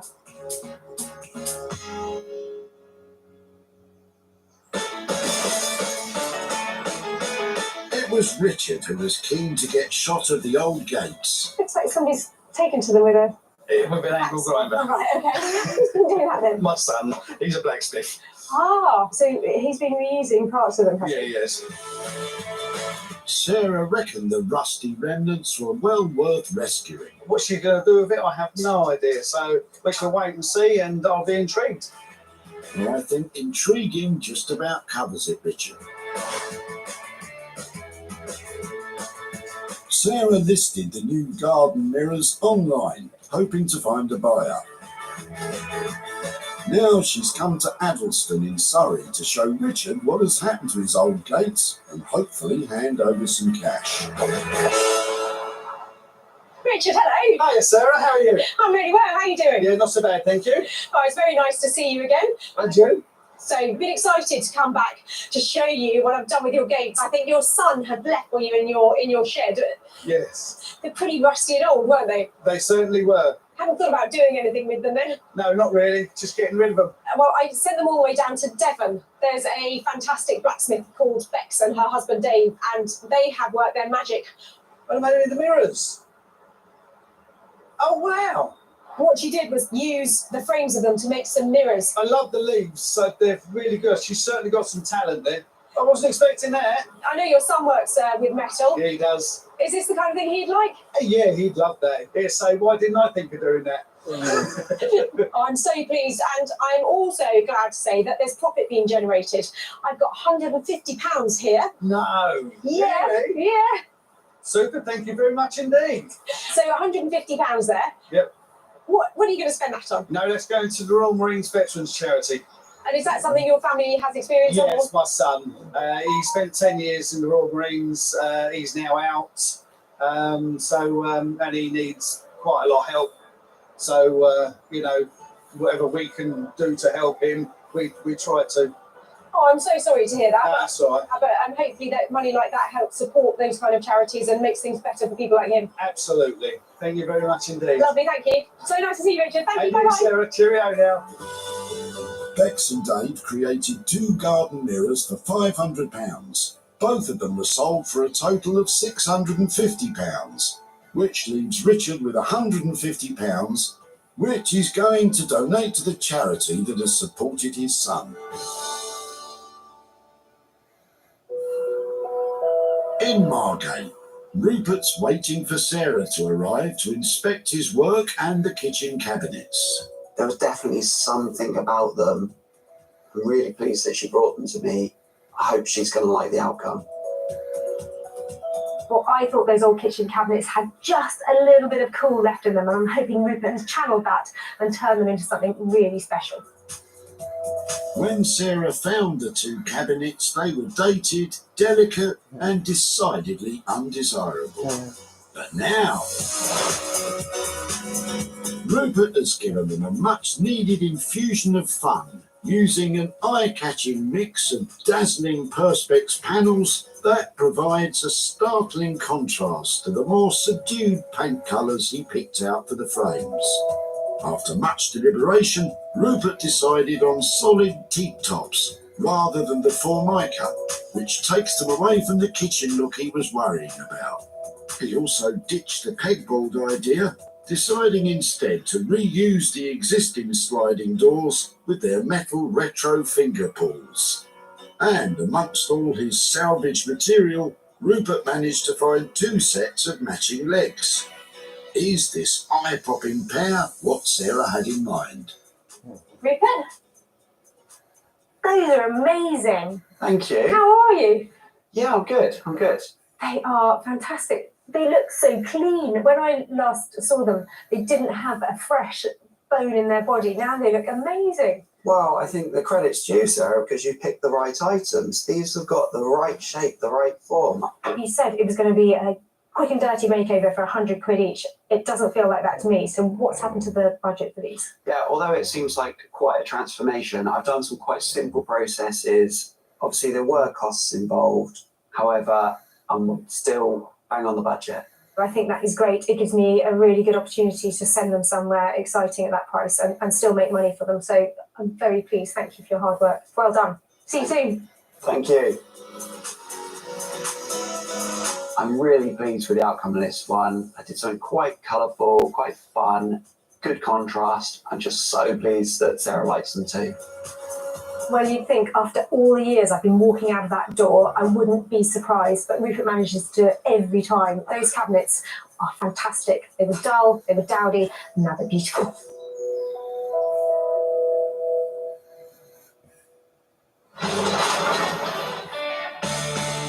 It was Kerry who was consigning the cabinets to the crusher. My son's just bought a house, which he's doing up, and they came over there, so... Gosh, it must be a period property. Is it old? Yes, it's about 1900, yes. Okay. Yes, so I guess they're probably 50s. Sarah loved the 50s styling and wanted to save them. I was a little bit surprised, yeah. I thought they were probably only any good for the skit, but if you could do something with them, I'd be very impressed, yeah. Do not adjust your set, Kerry. The 50s have gone Technicolor. Sarah found a buyer for each of the cabinets. The owner of this shop in Lincolnshire is delighted with her purchase. People come to us for different furniture and one-off pieces, so this is perfect. And in Lewis, shop owner Yad is the proud owner of the second cabinet. I'm absolutely delighted with the cabinet. I think it's going to be a star performer in the shop. Sarah's in Woking to catch up with Kerry and show him what has happened to the old kitchen cupboards. Kerry, hi there. How are you doing? Oh, hi, Sarah. How are you? I'm really well. How are you doing? Yeah, good, thank you. Very good. So you were being helpful, Dad, last time I saw you. Yes, that's right. Yeah, I'm clearing some stuff from my son's house. His sport house a few doors up the road, actually. The house, was it in retro condition, should we say, when he bought it? Yeah, a bit beyond retro, actually. It's still a few jobs to do, as there always are, but it's nearly there. Yeah. Well, the cabinets definitely looked a little bit old-fashioned when they turned up at the recycling centre, but they had a good look to them. I sent them down to Margate, where there is a fantastic designer called Rupert, Right. and he was more than happy to take them on. So Okay. this is how they now look. Right. Your cabinets have been put on wow. legs and given new fronts to them. He's You used. wouldn't recognise those at all. They're fantastic. So Rupert's put them on legs, and he's put worktops on them, given them some new Perspex fronts, and now they've got a whole new personality. What do you think of those? They're absolutely fantastic. I'm really blown away by those. They're great, aren't they? Yeah. Because of his hard work and his design, I've got a profit for you. Oh, fantastic. I've got £330 here for you. Gosh, really? Yes. Fantastic. Yeah. Thank you very much. Have you got anything you're saving up for, or a place where that money might go? Well, as they came from my son's house, I probably should offer him half at least. So, yeah, I think probably put it towards a weekend away. It'd be great. Yeah. Oh, fantastic. Thank you very much. Really nice to see you again, Kerry. Take care. Bye now. Rupert's costs for creating the two units came to £200. Both the cabinets sold for a total of £530, leaving Kerry with £330. He's giving some money to his son and spending the rest on a weekend away. Sarah saved 3 items from the skips. She's given the sideboard and chairs a new lease of life. Bex and Dave have reinvented the garden gates. And Rupert has brought the cabinets back up to date. Well, what a great group of items. I thought they might be good when I saved them, but Rupert, Bex and Dave really made the most out of them. I'm very pleased with that lot.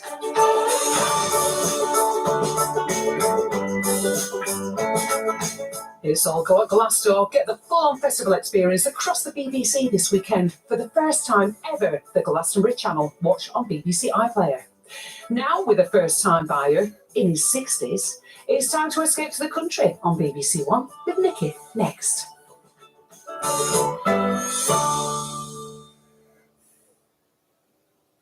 These are great cards.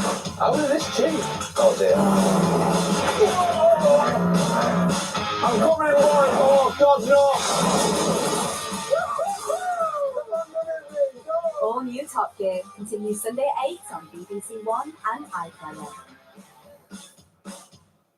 To the first Friday night in our first London house. People ask for that in turn.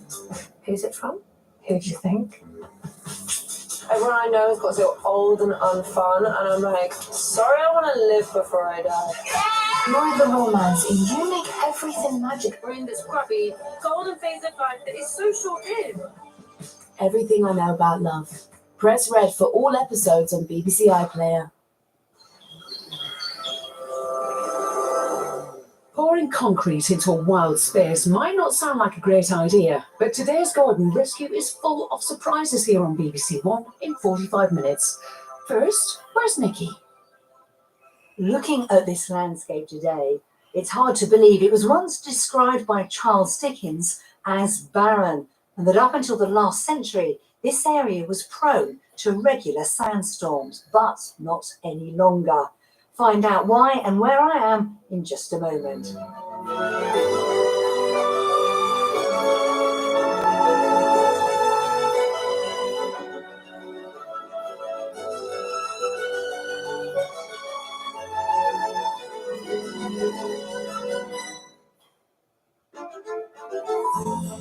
On today's house hunt, the practicalities of country living are a top priority.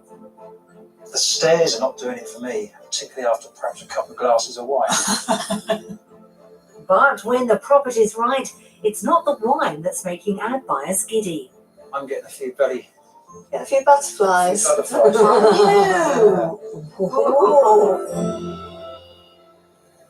Today I'm in Norfolk in an area known as the Brecks, which up to 100 years ago was mainly made up of sand and gravel.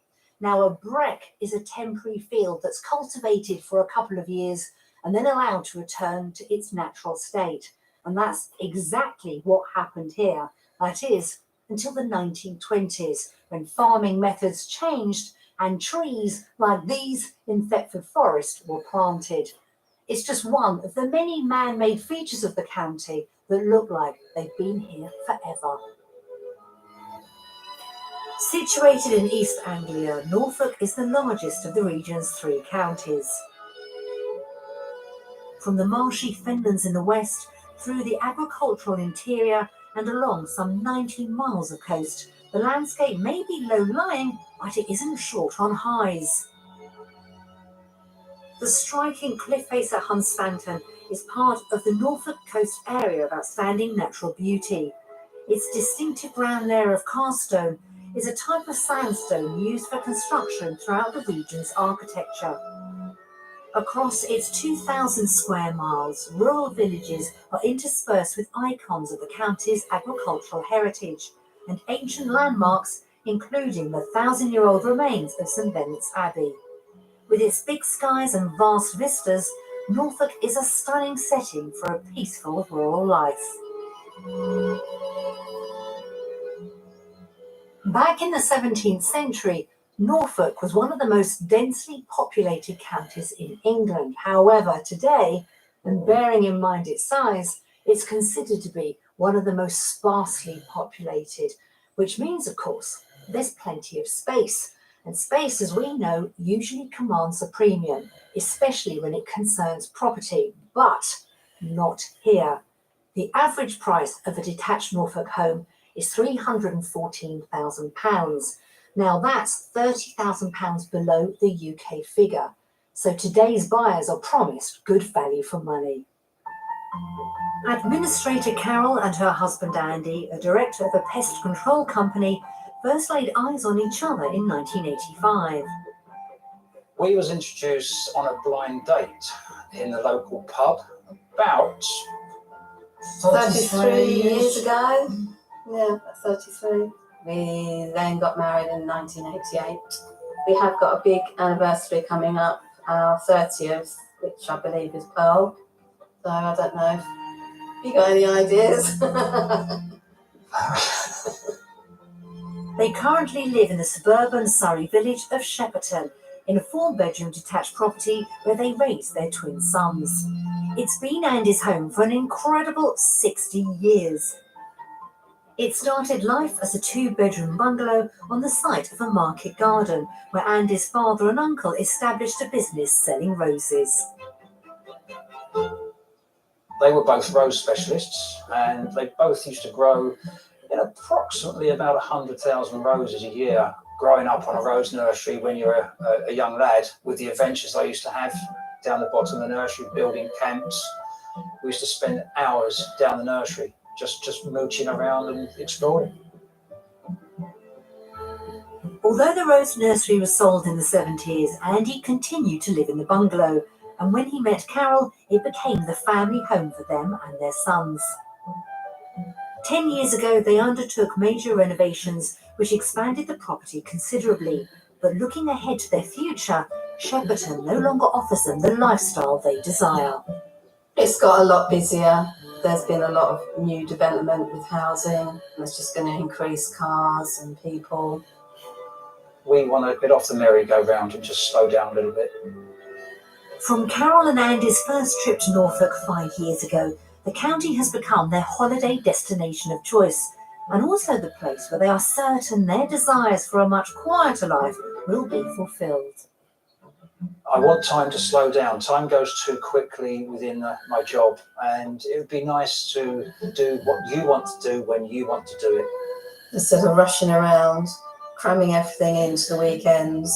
We both want the country walks, we both want the garden, we both want the vegetable patch. Norfolk is such a vast county that you can watch seals in the sea one day and watch otters in the river the next. They've been searching for their dream Norfolk home for several years. However, nothing they've seen has been right. And for Andy, who's lived at their current address for all his life, it's particularly important that they get this move right.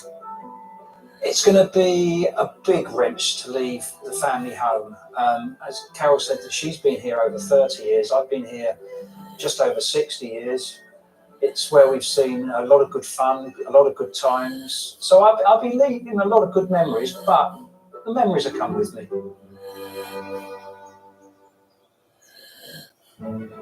As Andy and Carol are completely open-minded on the matter of location, we're casting our property search net across the entire county. I'm catching up with our buyers to find out exactly what they're looking for.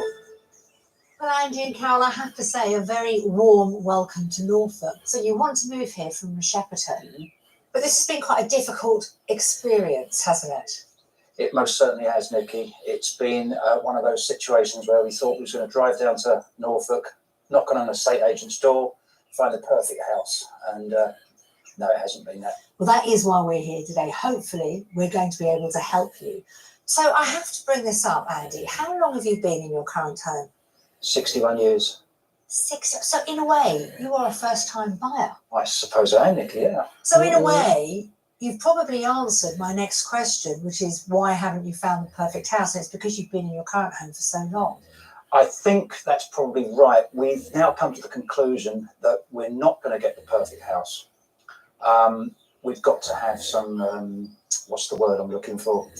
Compromises. Yeah, the magic C word. Yes. Let's talk about this new home that we're going to find you. What does it look like? Open plan. Yeah. Hate dowdy old buildings. I love modern, light, airy, nice sized garden. And Carol, how many bedrooms ideally? 3. Minimum 3. Yeah. And enough, I mean, if there isn't a greenhouse, space for a greenhouse and a conservatory. Do you want to be more rural? Because you're quite built up where you live at the moment. Not too rural, but Well, village location. village really. location with perhaps a pub shop. That would be lovely. She makes a mental note. Okay. So you're looking for a modern building, very open plan. Would you be tempted to something a little bit older that had been modernised? As long as it's been modernised to a high standard and it looks modern. It doesn't have to be a new building.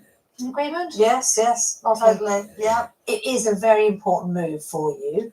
Let's remind ourselves how much we've got to spend. £450,000. But if I find you the perfect house, I'm going to buy in the first round, I tell you, after so many years of looking. We do have some rather special properties already lined up to show you, so should we get started? Let's go. Thank you.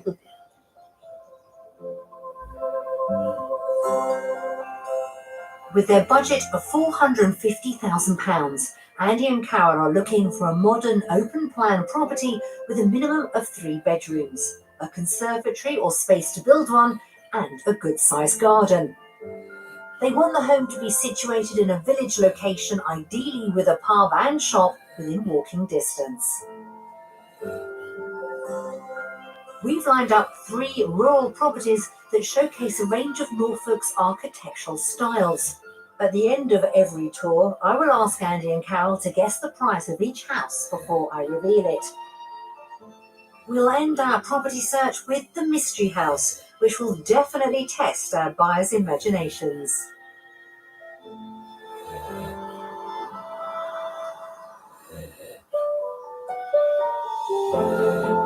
To begin our property search, we're heading to the village of Bressingham.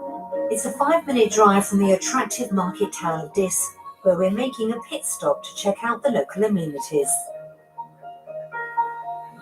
We're quite close actually to the Suffolk border, and in a way this town is in 2 halves. You've got the modern side, but you've got the old traditional side here with the pedestrian walkway going through to the shops.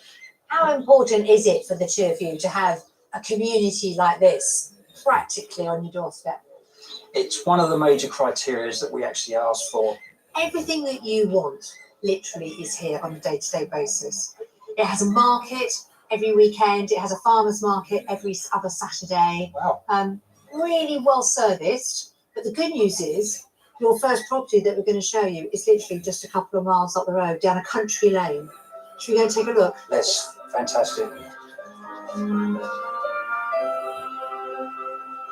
Back in Bressingham, the home we've come to see is located at the end of a long driveway. So, may I present to you our first property? Wow. Impressive. Very. Does it look enticing? It does. For me, I can see the character. I like it.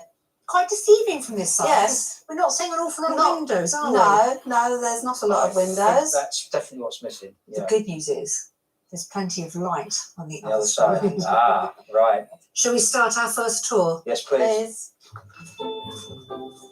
Dating back to the 17th century, this Grade 2 listed detached property previously served as a farmhouse. Renovated 2 years ago, it now presents a beautiful modern home which embraces its period features. Welcome, mind your head, to your new home. Wow. Hopefully. Very nice. Very surprising. This is very spacious, isn't it? Yes, beautiful kitchen. Mm. Fantastic kitchen. And as you can see, we have plenty of windows looking out onto that fantastic view. You've got the field there, you've got the woodland behind. Mm. And there's room for a conservatory by the look of it. You've taken the words out of my mouth. I think a conservatory would be fabulous. Especially looking out to those views. Let's see what you make of next door.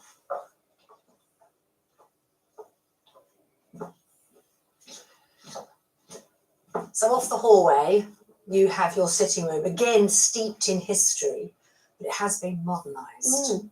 It's cosy. Yeah. Yeah. I'm not sure if it's large enough for me. Okay. No? I think coming from what we've got at the moment into a room of this size, this is probably about the size of our kitchen. Yeah. Again, it's that adjustment, isn't it? Carol seems Yeah. to be making it. You're I might have not- pushed you a bit far. We'll see. Upstairs. Oh, you're so polite. You're so polite. Okay, well, on that note, let's head upstairs. A modern bathroom and 3 bedrooms are all situated on the upper level, including a compact single. A double guest room with character features, and the main bedroom. Oh. Yeah. I'm still not. Not winning you over. Don't think so. Okay. Yeah, I feel a little bit claustrophobic. You're not getting the feeling, are you? I'm not getting the feeling. I think the stairs are not doing it for me. I think they're a bit windy and a bit low, particularly after perhaps a couple of glasses of wine. I have no comeback to that at all. Just a bit unsteady on your feet. Okay, fair enough. Well, let's go outside, see if I can change any of those opinions, see what you make of the garden.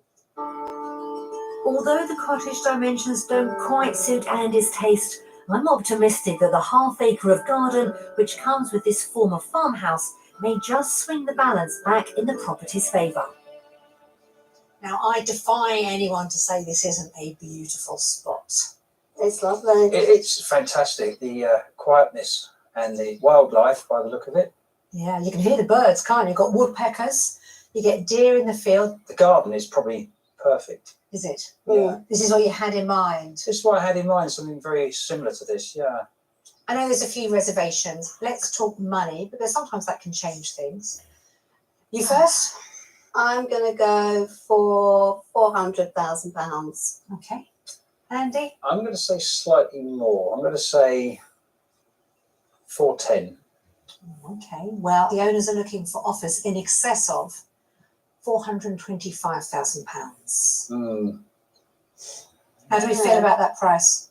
I think it's, for my first initial feelings of when we approached it and the upstairs, it's not what we would be happy to pay for. Okay. All right. However, it's a lovely house. Yes, but it has to be right for the two of It has to be you. right, yeah. Still would like you to go and have a little wander Yeah. around on your own. How about that? Yeah, I'd love to. Yeah. All right. You're my guest. Thank you. £25,000 under budget, this detached 17th century farmhouse offers a bright and spacious kitchen diner, plus a cosy, characterful sitting room and 3 bedrooms. The half acre of garden is a haven for wildlife, overlooking neighbouring fields and farmland. I think you've done very well. I was pleasantly surprised. When I first saw the outside, it had character to me, and I was quite impressed. When I first walked in, I loved the kitchen, had a real homely feel, and that's very important in our next property. As a first property, it's impressive. Unfortunately, the size of the bedrooms upstairs just can't Just don't do it for me. What does it for me is the garden. The garden it's manageable. It's large enough. I could do what I'd like to do with the garden. Andrew's very definite what he wants in a property. I think he's got to let go a little bit of what we've got at home. He keeps comparing. He's not going to find the perfect house, whereas I can have a clearer picture of what I want, but Andrew is more definite and he sometimes gets what he wants. So there you have our first property. Mixed reactions, 50-50. Got still more to show you. Should we make a move? Thank you.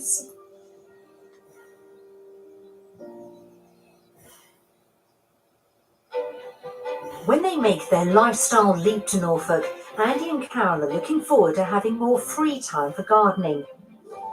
To ensure they're well equipped when they move, they're heading to the village of Bridgham to meet expert rake maker David Wheeler.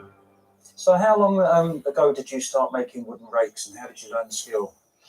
Well, it was about 18 years ago when I moved to Norfolk, and I learned about a lovely old rake maker down in Kent, and I seen a picture of him carrying rakes on his shoulder and smiling he was just beaming, and that just inspired me, and I just thought, yeah, that's what I want to do. I want to make rakes. What skills are needed to make these rakes? There aren't any real specialist skills in making the rakes. If you can drill a hole, and if you can use a plane and a saw, that's really all you need.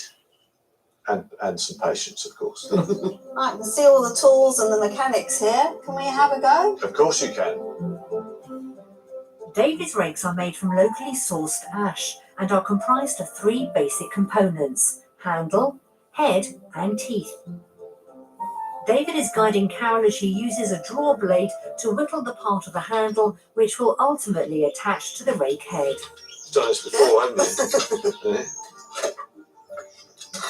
I can see how you find this quite relaxing. Yeah.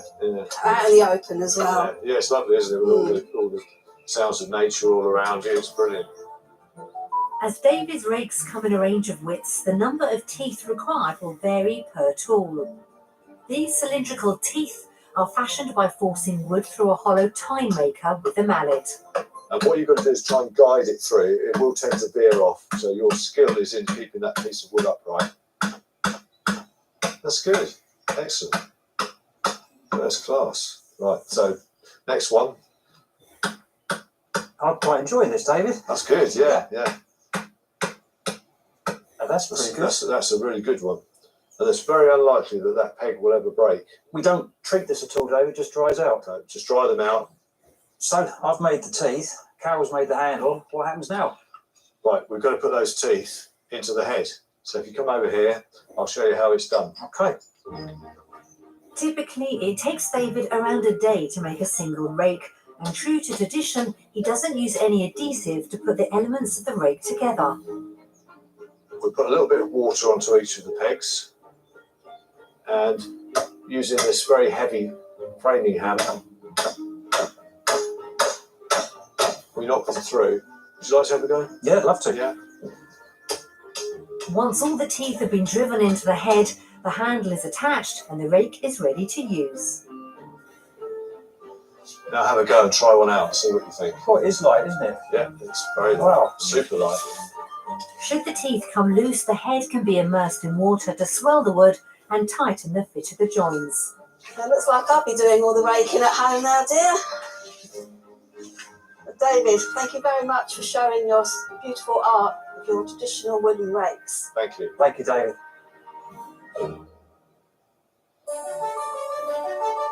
For our next property, we're travelling to 10 Mile Bank, a rural hamlet that's a 10-minute drive from the town of Downham Market.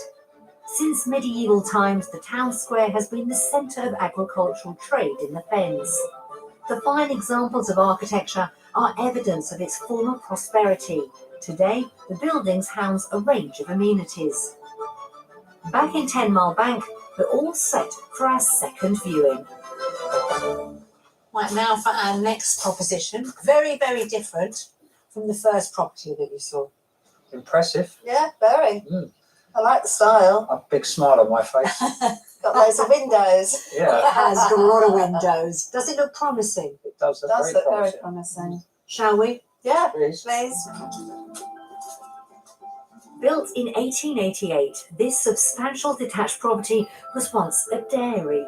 Its grand facade is typically Victorian in style, but inside presents something much more contemporary. So come on in. I'm going to start off in this reception room. Okay. It's a bit smaller than what I thought from the outside. Okay. What about you, Carol? Yeah, it is a bit small for me. Yeah. Well, what I can tell you is you've got one reception here, but you've got double the size next door. So you've got Okay. 2 reception rooms there. All right. Okay. The kitchen looks. I like the walk into the kitchen, and I think I can see a sort of conservatory. See, there's a lot more to this house, isn't there? I like where you're going with this, Andy. I think you need to see more. I think you're undecided. Let's see what you make of the kitchen. So you've got a glimpse of this kitchen. Next door we have lovely conservatory. Lovely conservatory. Very Yeah. nice. I think I was just put off by that. Just first Walking- coming in. Coming into the, Mm. but it flows beautifully. Yeah. I really like this kitchen, but it isn't about me. It's about the two of you. What do you think? Does it feel at home being in here? I think you just knocked the nail on the head by saying just the two of us. We've got to now start thinking that there's not 4 to 5 of us in the No. house. So I think it's ideal for the 2 of us. Yeah. Yeah. Off the kitchen, there's a handy utility and a very stylish boot room. Upstairs, the contemporary feel continues with a family bathroom and 4 bedrooms. 2 are singles, and there's an ample double for visiting friends and family. Up next, the main bedroom. So, Wow. Fantastic. Lovely. Any ensuite though? no ensuite. Ah, Love the view. yes, that's lovely. Would you change anything? I don't think I so. don't think so. We could easily move into here, we could couldn't move we? in. Absolutely. Yeah. I mean, the decor, they've done it beautifully. Well, I don't know about Carol, but I'm getting a few belly. Get a few butterflies. Butterflies. Oh, Ooh. Is this the closest out of all the properties that you've seen that you've got to that? Absolutely. I think so. Yes. Well, this is a very promising house tour. Outside, the grounds amount to just over half an acre, much of which is given over to a long, expansive lawn. This is perfect. Brilliant. It's got room for a veg patch. It's got room for a greenhouse. I can get my sit-on mower as well. I forgot to tell you about that one. I think. Well, I think you I might th- have pulled the rabbit out of the hat. Oh, well, there's one final piece of the jigsaw to fit in, isn't there? How are we feeling about the price? I think it's £450,000. Okay. Carol? I'm just going to go slightly under 440 £440,000. pounds. Well, Yes. the asking price is a little bit more than that. It's £475,000. Right. Mm. Now, the owners are aware of your budget and are happy to have a healthy conversation, shall we say. Okay. If they're willing to discuss, it's a positive. You spent 5 years looking. Mm. You've got to ask yourself, just going that little bit more could save another Yes, 5 so- years of your life looking. And it could be the one. That's enough. It could be the one on that note. Go and have a wander, please. Thank you.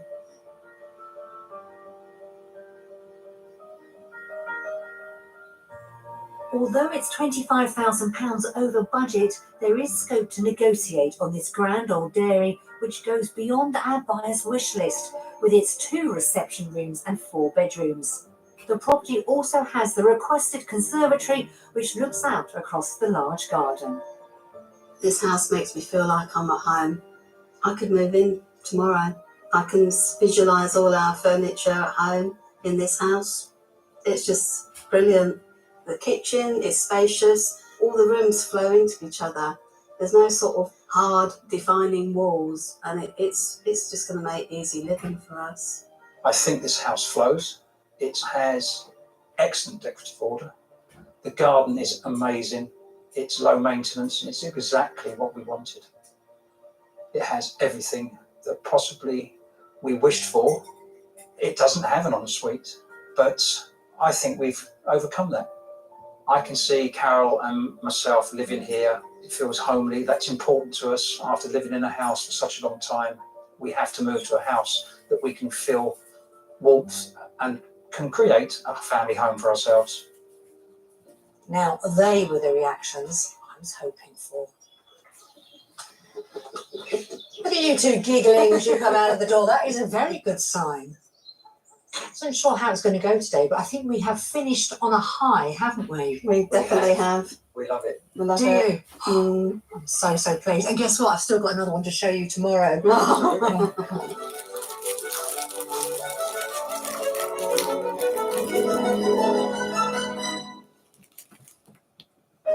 We're in Norfolk with Andy and Carol from Shepperton in Surrey. They have £450,000 to spend on a new home in the country. Coming up, at the Mystery House, Andy comes to terms with the fact that they're no longer searching for a family home. I think this is adequate for Carol and me. I like that. Thinking of the two, not the Thinking of four. That's right, yes. We've got Yeah. that. Final house, Carol, but we've got that. And I get all the juicy gossip about garden open days. Some people who visit gardens do like to take surreptitious cuttings. No! Oh, yes, they do. Thievery.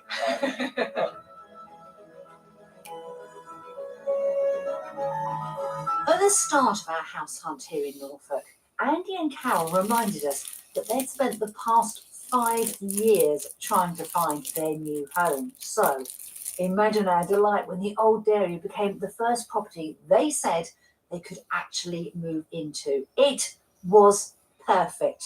Their words, not mine. So, we have one terrific house in the bag and another to show them. The Mystery House, of course. Now, I'm going to be honest, I'm not sure how they're going to feel about our next property and whether we can actually top yesterday's offering. Our final stop on this property tour of Norfolk is the village of Tackleston. The nearest amenities are a 10-minute drive away in the charming town of Wyndham. There's been a market cross here since the 13th century, but the current structure was built in 1617 after the original was destroyed by fire. Back in Tackleston, our final vintage home lies down a long country track. Come and take a look at your mystery property. Interested? Yeah.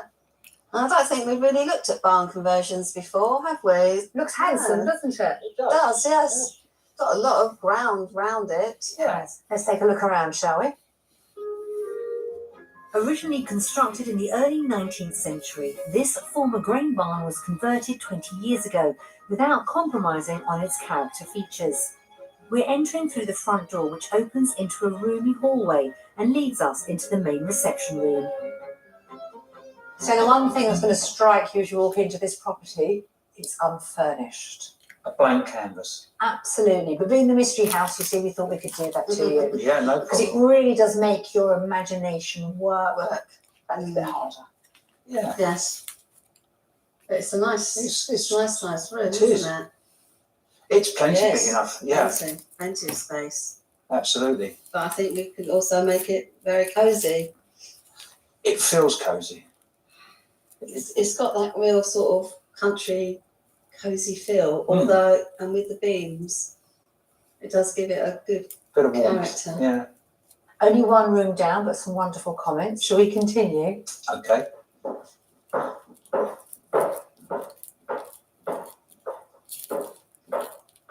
So, come through because here we have separate kitchen, but also you've got a separate dining area here. Oh, Absolutely. Yeah.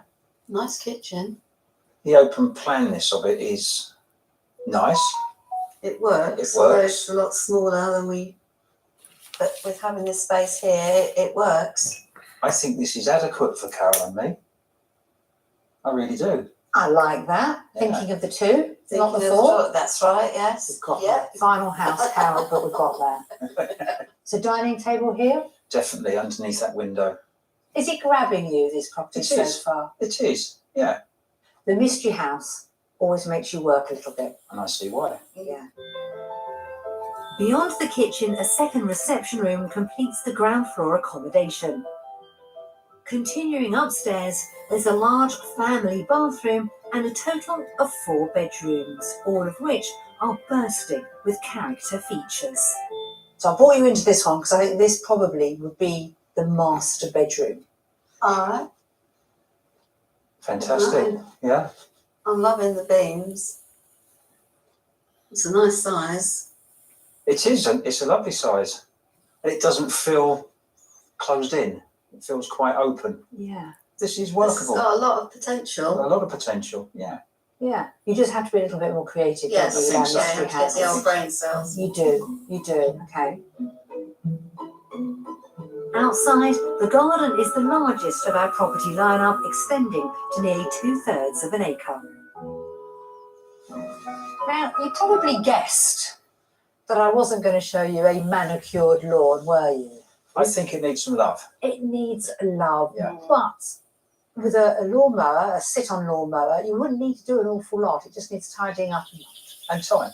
The time, Yeah. which we will have. with your new lives in the country. I wonder how close I'm getting with the mystery house. Well, let's see, because we've got to put a price on it. Okay. Final time. You've been quite good with your guesstimates. What do we think on this occasion? I'm going to go £470,000. Right. Okay. I'm going to go slightly less, and I'm going to say on budget at £450,000. Okay. Interesting. Well, you're both right in a way, because the asking price, they're looking for offers in between £450,000 and £500,000. Wow. So offers in excess of your top budget of £450,000. Okay. Have another look, because I think this is worth another consideration. Off you go. Thank you very much.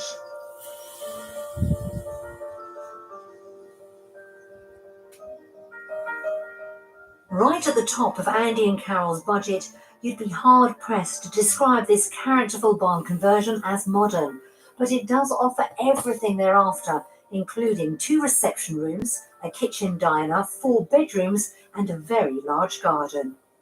I like the openness of the mystery house. The kitchen, that works for me. You've got space for a dining room, and although we've got a big kitchen at home, that's enough for the 2 of us, which we've been made apparent. We're not looking for a family home. It's just going to be the 2 of us, but we need the space for friends and family to stay. I think we would be silly to rule out the mystery house. However, I think Carol and myself would need to sit back and look at the pros and cons. There's a lot of potential here, and it's ticking a lot of the boxes that was on our wish list. It's a substantial property, and I think we could make it a home. So there you have it. Our final property here in Norfolk. You ready to hit the road? Yeah, absolutely.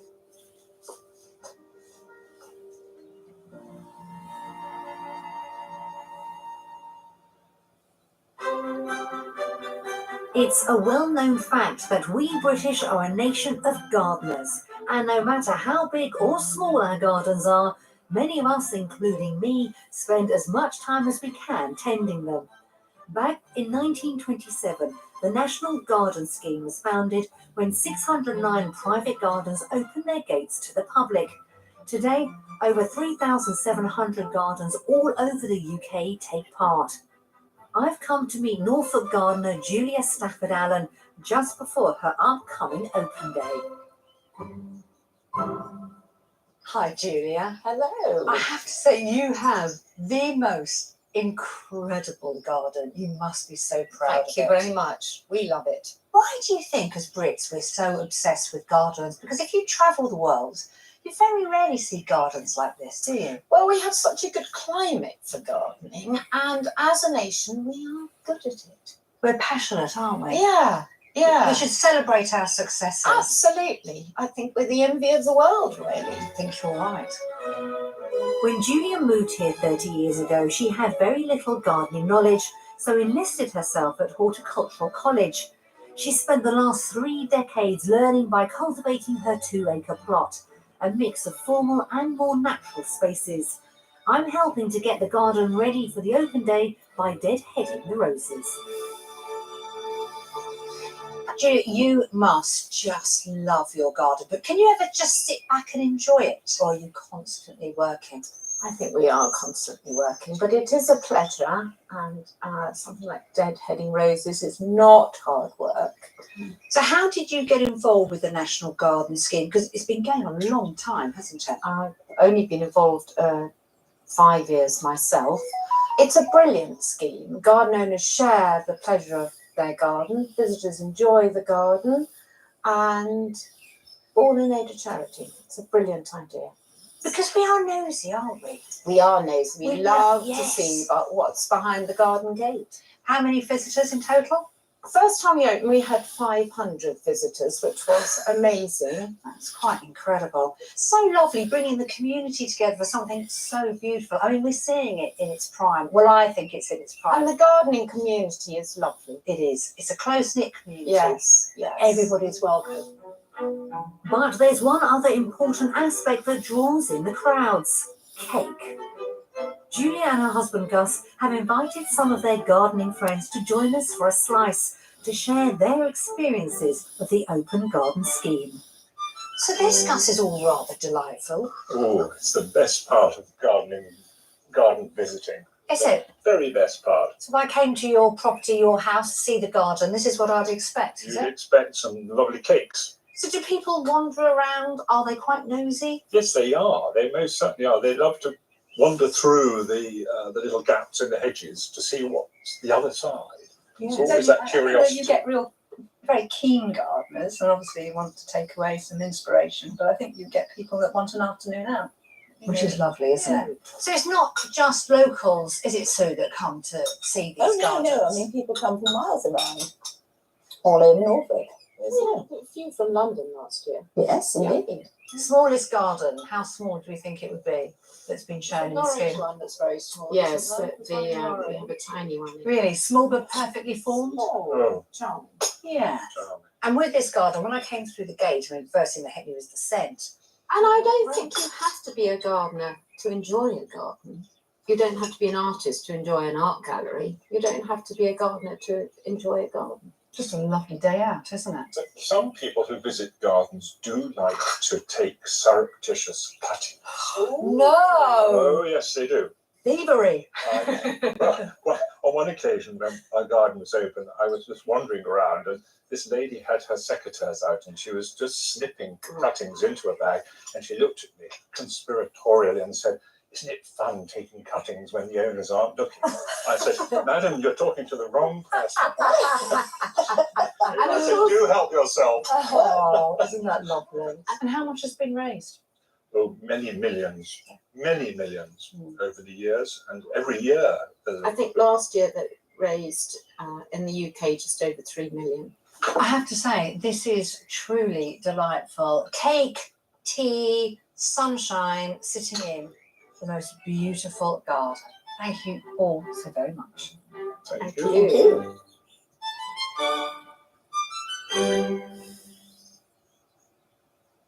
So Andy and Carol set us the challenge to find them their new home here in Norfolk. We've shown them 3 properties, but have any of them really hit the mark?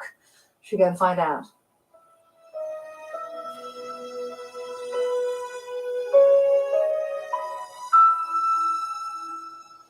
Well, you two, I must admit, we always want to find our couples that perfect home. But for you two, I really, really wanted to deliver that perfect property. Now, out of everything we've shown you, was there one that stood out? And if so, are you going to put an offer in? Yes and yes. Really? Really. Okay, out of all the houses, we loved the old dairy the most? Absolutely. Yeah. It's so interesting because when we first saw the dairy, you loved it from the outside, didn't you? And then as we stepped through the threshold, I slightly lost you. You weren't quite so sure, and then you spotted the kitchen and you seemed to be off. After seeing the way the house flowed, it completely blew me away. Yeah. It was just, it's enough for Carol and myself. And the conservatory in the garden just made it. It's fantastic. Andy had to get over the village location. No pub, no shop. for him. And I think I've convinced him that that is the next stage in our life. We don't need a pub. We don't need a village shop. This is a new chapter in our life, and we're embracing this new chapter. Well said, Carol. I've got a question for you. I'm intrigued. The dairy, on paper, Victorian, didn't have a village pub or a shop. Would you have considered it? Would you have gone and had a look at it on your own? In a word, no. No. Really? Absolutely not. Not. Nobody's going to ever get the perfect house. There's always going to be something. So So the house was lovely, the garden was lovely, the road was lovely, the area was lovely. So compromise is the word. it's got to be done, hasn't It's got it? to be done. Listen, I'm absolutely delighted the home has worked for you. I hope the offer gets accepted. Do keep in touch and let us know how you get on. And it literally could be a matter of weeks, a couple of months before you're actually living the dream, escaping to the country in Norfolk. Fantastic. Thank you Thank both you. very much indeed.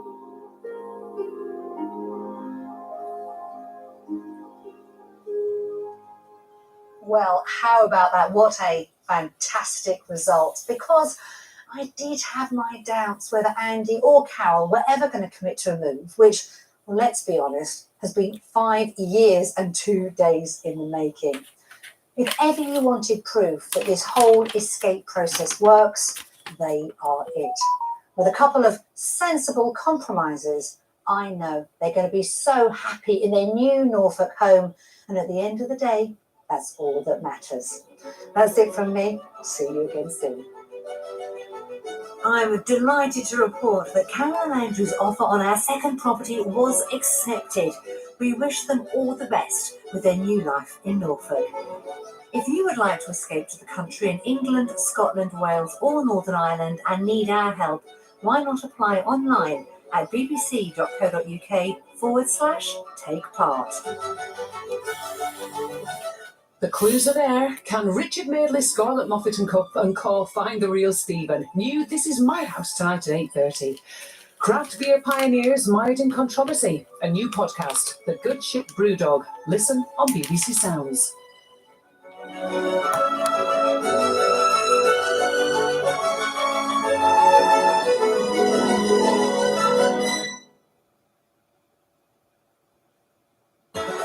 Watching paint dry has never been so exciting. It's got everything, the talent, the drama and the joy. You might even pick up some decorating ideas. Watch Interior Design Masters with Alan Carr. Full series on iPlayer now. We're all falling for Stephen one here. Who's the real homeowner and who's just faking? It was soon enough, man. We get him up.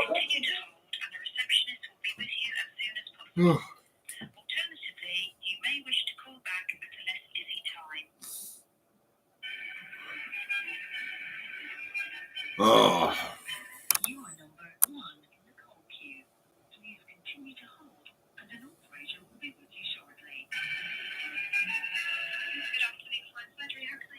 Hello, it's Gordon White, 61 Cox Road, Chelmsford.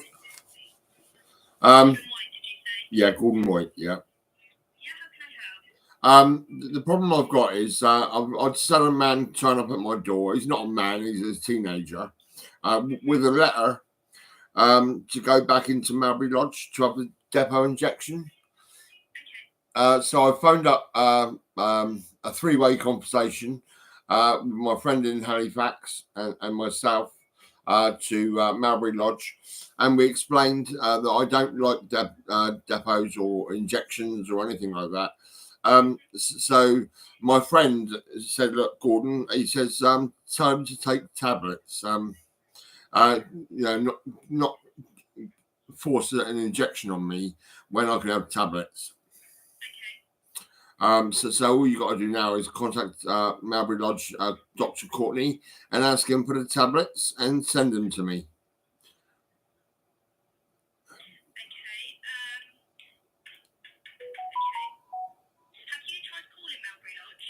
Yeah. I spoke to him already. But they're going to tell Dr. Courtney I'd rather have tablets than have an injection.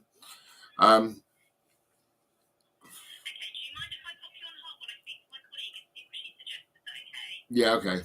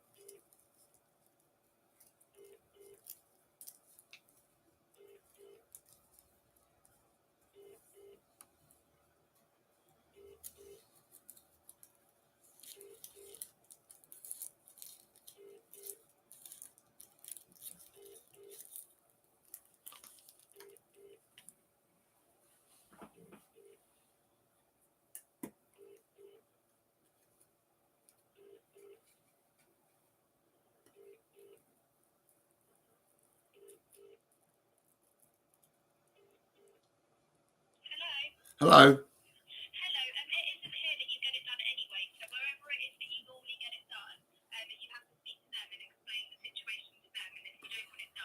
Well, I decided not to relate with Desborough House, and then Desborough House started phoning me, and they said we'll meet me up the road behind the bakers. There's a church there or something. Yeah, that's right. Yeah, for the depot injection, which I don't like. I don't like injections. I'd like to have tablets.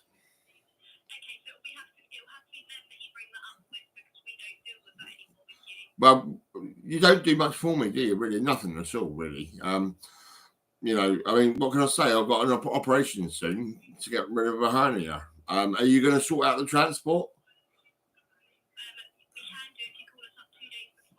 Oh, well, I was told 8 days before. Yeah, that's what I was told. Yeah.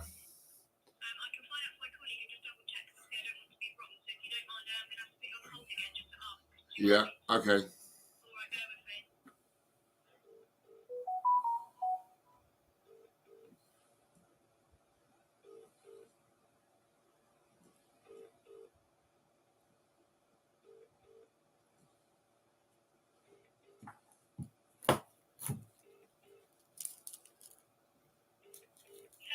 Hello. Hello. Do you need to use a wheelchair or are you housebound? I'm housebound. You're housebound? Yeah. Okay, I don't have that marked on the system, unfortunately. So because we don't have that on here, we won't be able to get you transport. You've got to get transport because I'm not going to have the operation. You've got to get me transport. Yeah, unfortunately, yeah, because you're going to lose your job. I'm disabled. I'm at home, and I don't go out. Yes, I'm half blind. I've got lower backaches. I've got a hernia, and I'm 54 years old, and I'm not going anywhere without help.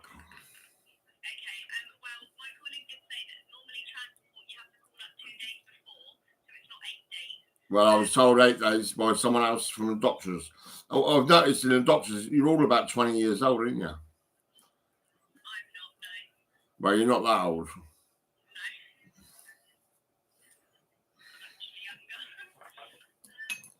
No. Yeah, that's what I'm trying to tell you, see. I sold pianos. I covered Somerset to London, right? People, families everywhere, very happy with me, right? And all I'm getting is bullshit. That's it. All right. Well, tell them I need tablets instead of an injection. And that's it, really. I want some transport to go to have the operation.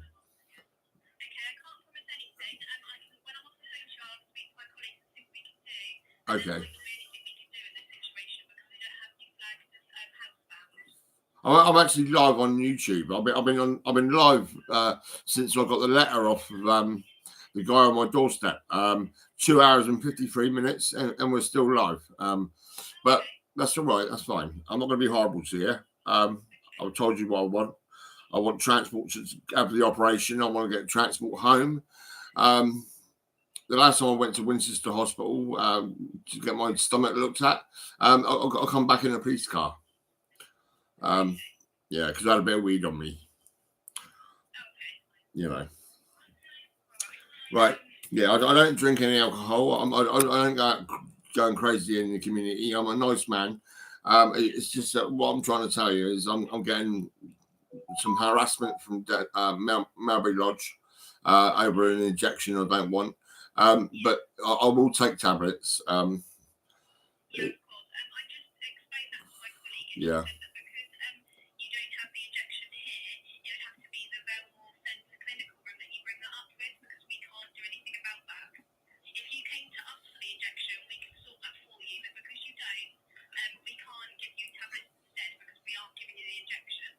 Okay, all right. Could you just pass the message on to Desborough House?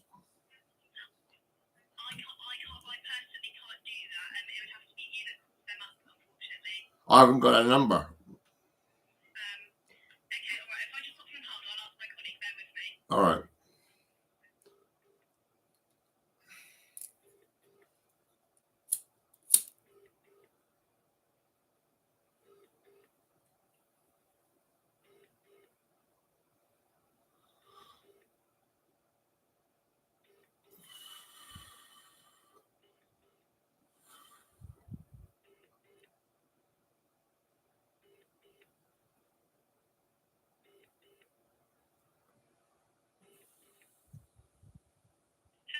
Hello.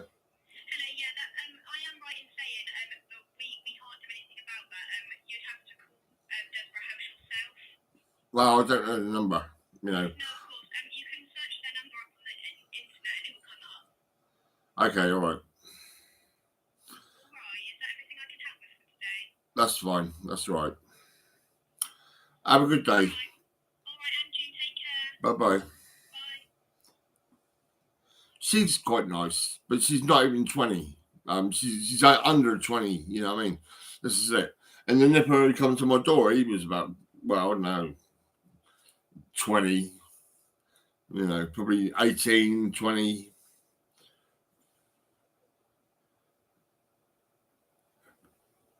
But he wasn't very nice. He was like, ugh, you know what I mean? Grumpy old prick. A brown boy. Brown boy in the ring. Tra la la la la. Yeah.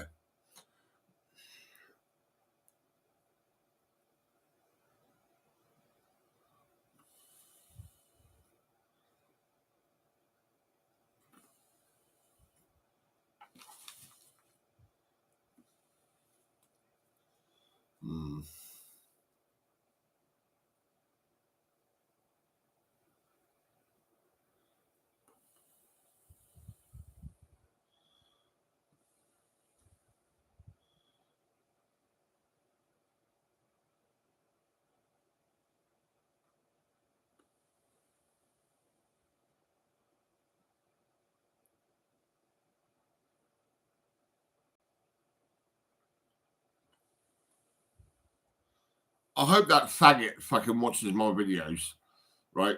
Dr. Courtney, you're a faggot. I can tell straight away the way you was holding my hand. You were like, oh my God. I mean, I'm sure you're gay. That's it. Simple as that, mate.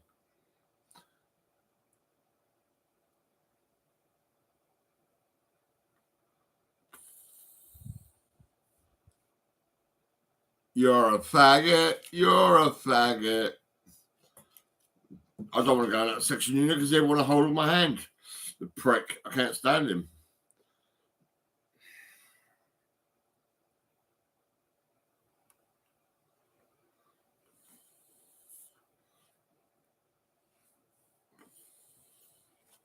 Oh, I suppose I can find fucking Desborough House. Oh, for fuck's sake. Let's Google Desborough House. Where is it?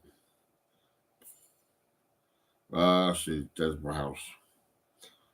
Desborough House.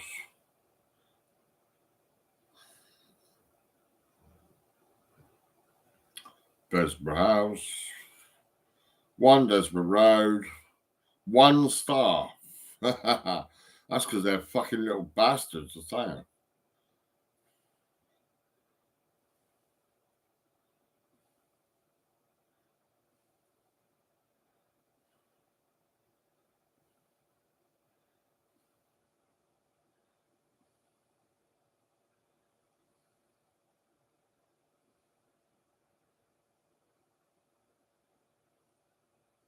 Oh, here we go.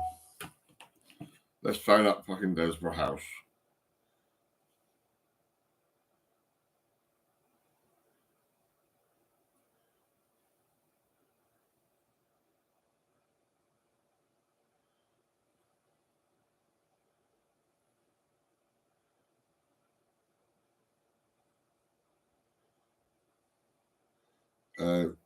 Two, three.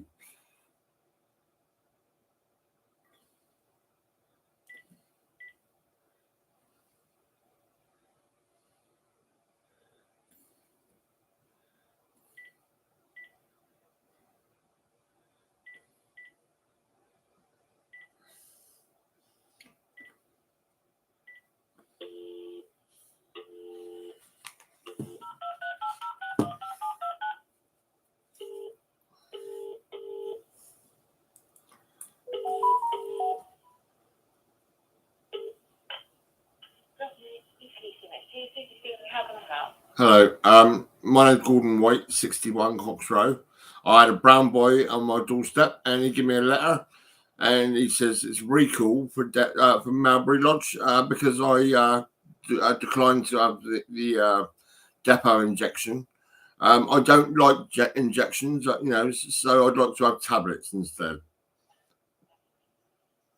He said what, sorry? Well, it's a letter from Dr. Courtney. Yes. To recall me into Mowbray Lodge to have the depot injection. Yeah. Now, I don't like injections. I'd like to have tablets instead. Okay, did you say that to Brian? Well, I was it Brian, was it? I believe it might have been earlier today, yeah? Yeah, a teenager.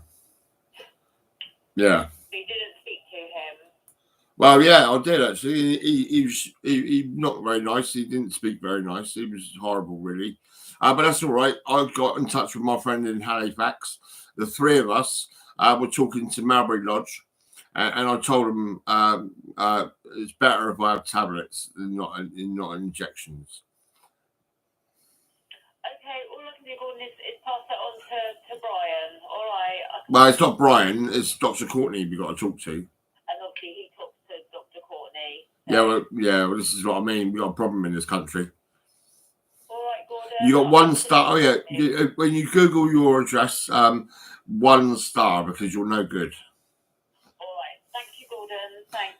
Goodbye then. I'm live on YouTube, by the way. Bye. All right.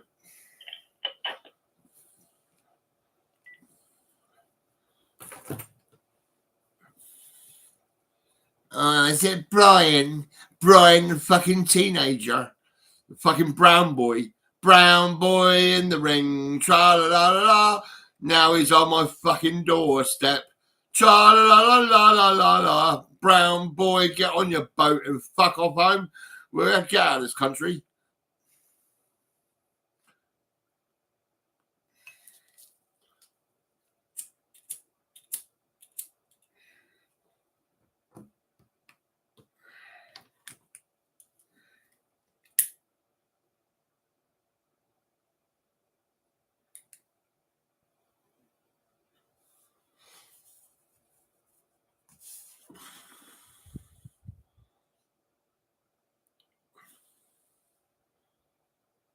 They're like pests, brown people. They're like fucking pests. They're like, fucking hell, look at you fucking little bastards. Everywhere you look, there's brown people.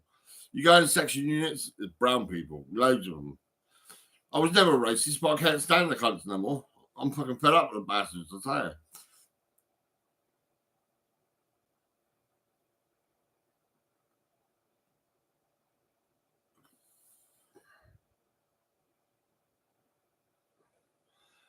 When I see brown people in the streets, I'm all right with them, you know. But when I've got fucking brown people trying to lock me up in the section unit and take my phone off me, these little cunts, fucking little bastards.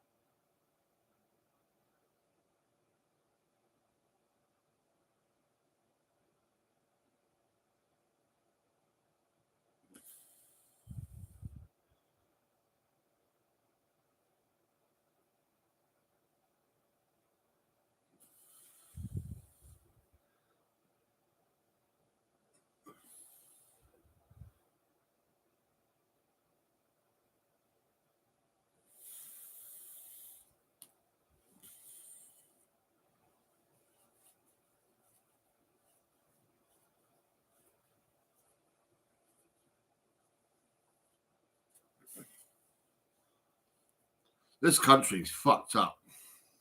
The staff, NHS staff, they're fucking kids, you know what I mean?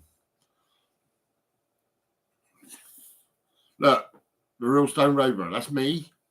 And together we can investigate the NHS. Right? If you've got any problems, right, contact the newspapers and the TV and radio, right, and tell them you're going to tell me.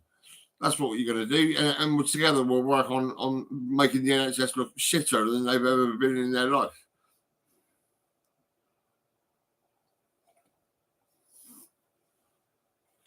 They won't leave me alone.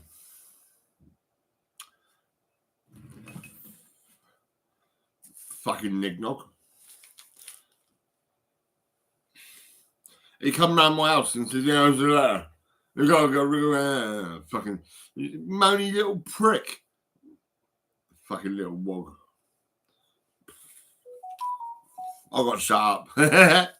You can't arrest me for this. What you hear is me upset with the bullshit I get from the NHS.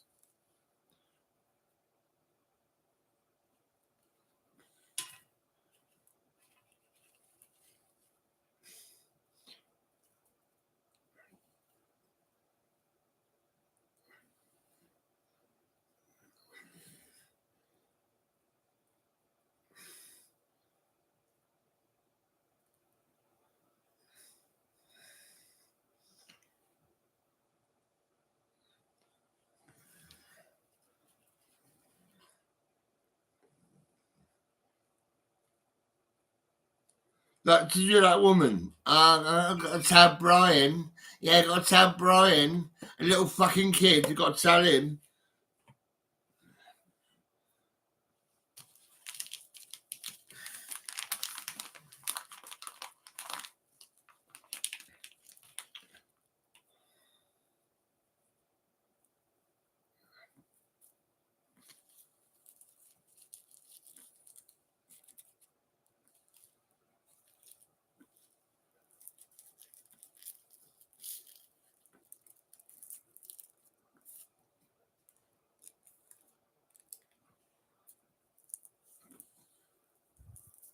I've never strangled a nigger, but I might do one day. And also, Dr. Courtney, I might strangle that little prick.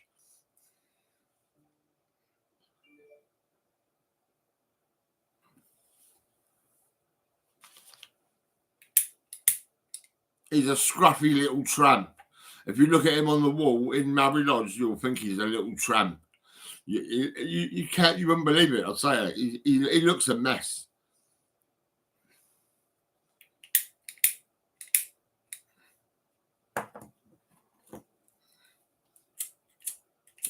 Mom.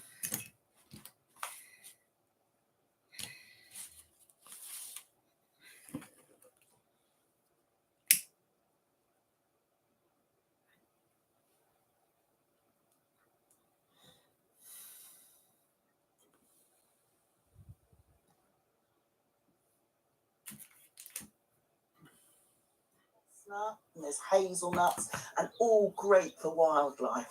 So this area, I think, is fantastic. Back in the top right of the garden, Harry and David are working out the dimensions of the fragmented pathway that will be surrounded by bound gravel and create new planting pockets. Well, they come off here. If you have like that goes up to there. Yeah, and then this is all planted. okay, so they've got to go there, put one here, and then back off it. Well, I think that all makes sense, doesn't it? Yeah, more than sense.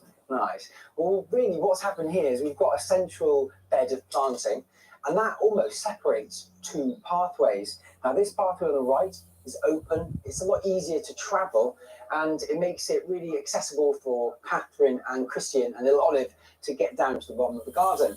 This one, maybe you've got to hop onto a boulder, across to another one, then back onto the path itself. So it's just about having fun with it and making it feel nice and rustic and natural. Down in the undergrowth, Charlie wants to make sure David's on board with her ideas for the secret garden. I was thinking that we can weave these into an arch. Oh, yeah, what a great idea. Yeah. They're perfect for, aren't they, on either side?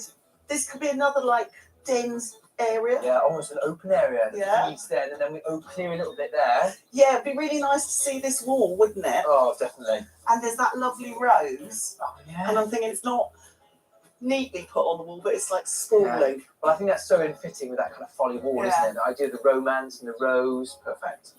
Right, should we just stay down here and let Harry do all the work at the top? Quite like that idea, to be honest, yeah. Now, this area outside the kitchen was designed to have a table and chairs in, and Catherine and Christian and little Olive don't have one, so we thought it would be a lovely idea to make one. And the idea is to take inspiration from these tectonic plates. So I'm going to build a table, and I'm going to create this lovely chunky bit of concrete for a tabletop. And it's much like creating a worktop in your kitchen, but in this instance, it just echoes the rest of the feel in this garden. Harry's cleverly recycled the wooden frames used to mould the concrete patio. With Gruff's help, Harry makes the base for the concrete tabletop. The legs can go inside these, can't they? Yeah. And Harry's making sure the table legs will hold the heavy load. How's that angle looking? Is it all right? Yeah, that's then I can just mimic that over there. Quite cool, isn't it?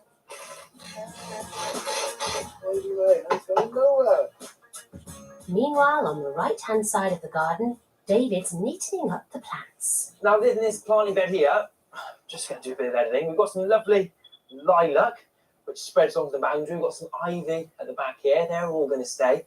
But there's this spirea here, a bit of a lime yellow one, and there's a euonymus over there as well. Now, they're just quite yellow leaves. They're not really fitting in with the very natural shades of green that run through the garden. So I'm just going to get rid of these, and then that opens up a nice bit of space for some gorgeous natural planting that'll filter just on the outside of the path there. Yeah! To add to the enchanted feel, Charlie's training a rambling rose on the back wall. I'd love to believe in fairies. It'd be really cool, wouldn't it? To think there's little fairies and elves and nymphs just hiding around watching us, going, oh, we can get up with some mischief with those things at the bottom of the garden. While at the top, some larger elves are mixing compost with the old soil in preparation for the new plants.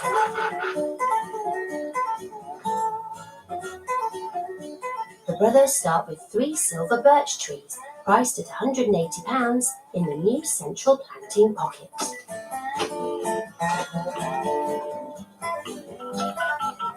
Oh, that's more like it. I'll hold it up. In you go. I think it's starting to feel pretty nice, isn't it, Age? It's nice when we start bringing in a bit of vertical. I think it's what's so nice as well is having like a couple of younger birches linked in with a larger birch.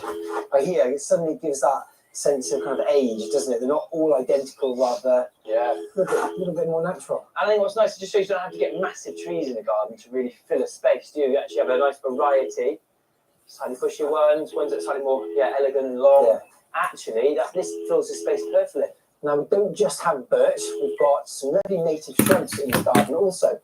And when you think about planting up your garden, don't let the eye wander too far. It's lovely to have spaces that almost conceal the views and create a more intimate space. Now, shrubs play a really pivotal role in doing that because they're that mid-layer. It's lovely to have that height that the birch give, but the hawthorn and the hazel and viburnum will help to conceal those views, restricting what your eye can see. And therefore, when you wander around, it opens up. So think about layers.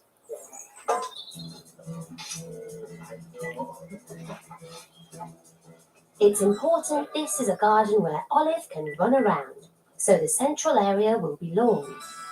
After making sure it's free of stones and level, Tristram lays 65 square metres of turf, costing £280.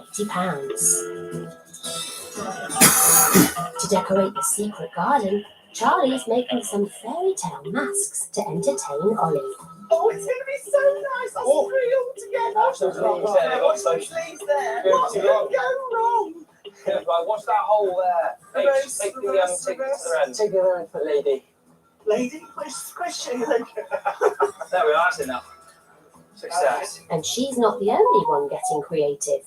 Harry's table is ready for its concrete top. We're just putting the concrete on the top now. We've created the framework on the outside, which means really we can get it in, smooth it off, And then later, when it's hardened up a bit, take this framework off. Should all be done. Fingers crossed. Fingers crossed. To prevent this tabletop from cracking, we're going to be using some rebars, which is just a solid bit of steel. And that's just going to lock it together and be the reinforcing element. Unlike us, we're all like cracking under the pressure. Are you cracking under the pressure? No, I'm having a great time, me. I love it when you win the gardens. I have a great time. Chills right for You Charlie. say, do this, Charlie, and I go, yes, and do something I totally want to do, not what you want.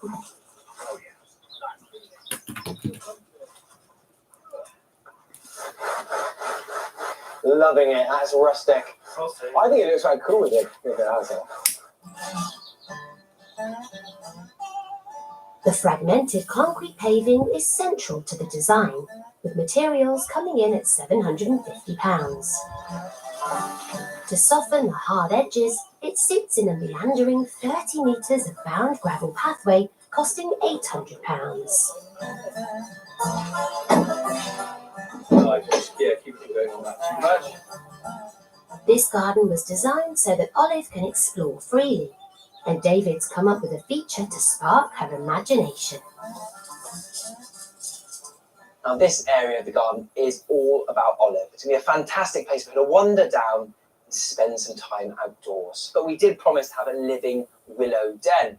Now, it's the wrong time of year to actually plant living willow whips like this. So what we've done is we've just got the willow whips themselves, and we're going to plant some ivy at the base. And what that's going to do is it's going to climb up the structure and then have this evergreen screen the whole time. So she'll always have this den here, and it'll always be looking beautiful. So all I've done is I've actually just drawn an arc out on the ground.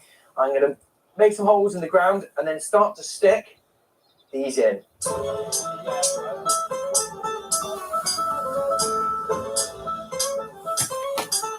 For just a few pounds, willow whips are a versatile natural building material. It's easy and fun to create dens, but they can make practical decorative screening also. So nice little spot. You can see the framework here. We're just making sure everything's tied in nicely and firm. And then I'll plant up the ivy on the base. Harry's been a dream and bought me the ivy. So there we are. And that is all that's needed. Over time now, that'll grow up. What a cool little space it'll be for baby Olive.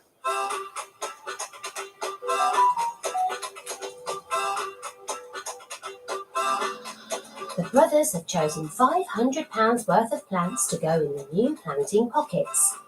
Once happy with the arrangement, Carl can get them in.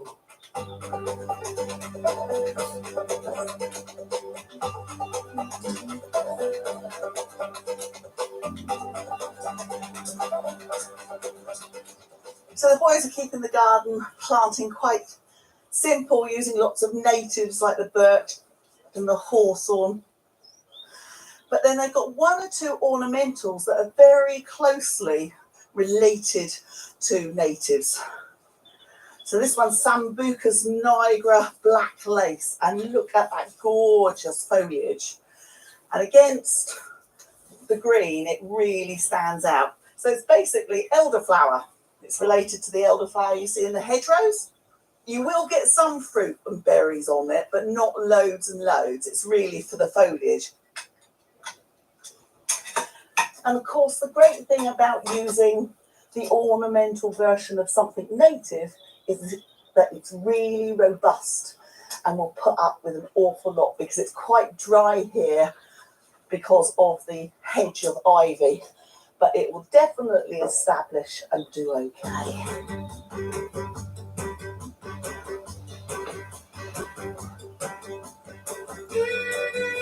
To connect the lawn area to the secret garden at the back, Harry is planting a mini orchard, 4 apple trees, for £100.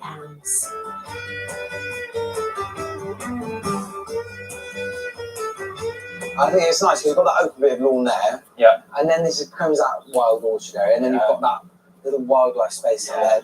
Fab. Yeah, I think that's awesome. I love that one on the same there. Yeah, that's the one, isn't it?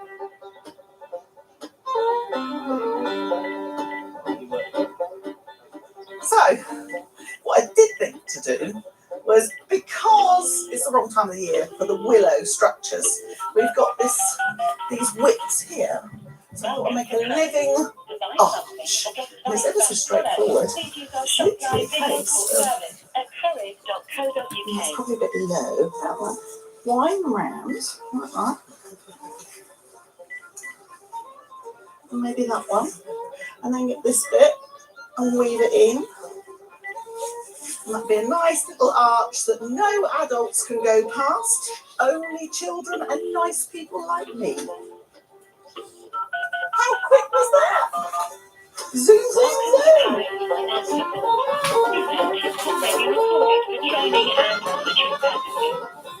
Ben uses the vibrating plate to compact the gravel pathways. Make a payment, check your balance, or for any other finance queries, press 2.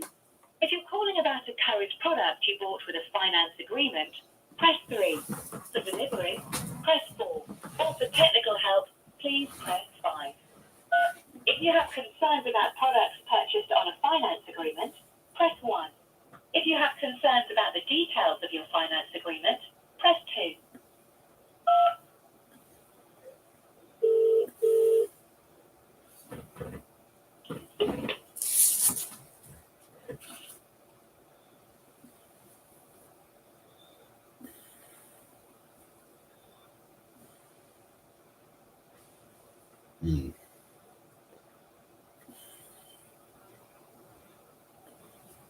That's a bit weird.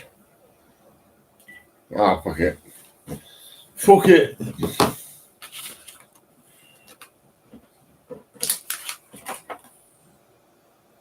Now I've split them apart and emerged. We've got some lovely plants here. We've got epinediums, and they're great low-growing plants. Beautiful, simple leaf and a gorgeous flower in early summer. And that's nice because they're not actually going to grow too high. It still allows you to step over, but it really makes you concentrate on that step. Next to them, then we've got this deer fern, gorgeous, evergreen. It just feels almost prehistoric, very rustic. And I think it's just a nice way of making the space feel very natural. With some other plants like geraniums, aquiledias, and other grasses as well. A mature maple costing £180 will give instant impact. Now we've actually chosen this field maple, single stem, cleared to 2 meters. And that's because we want to keep an airiness within the garden. We don't want to dominate it with a really large multi-stem. This actually keeps this area nice and light, but provides that beautiful teardrop canopy up above. So it'd be really perfect. So we've got the plants, the ground level, shrubs mid-level, trees upper level, creating that beautiful canopy. And all those layers are playing a part in creating a very natural looking garden.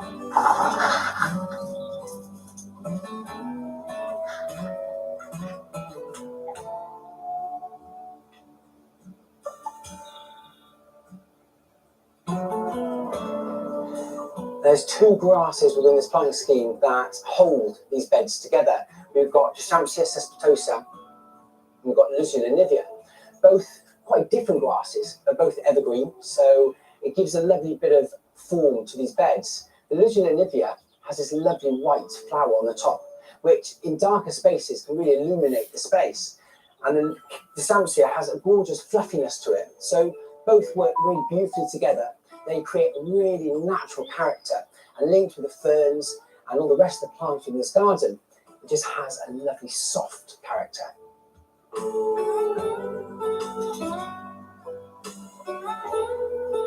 And with the garden complete, it just needs a little water. There we are, just a little bit around the edges. It's nice having staff, isn't it? It is very good, he's well behaved. Yeah, that's good. Tea, please.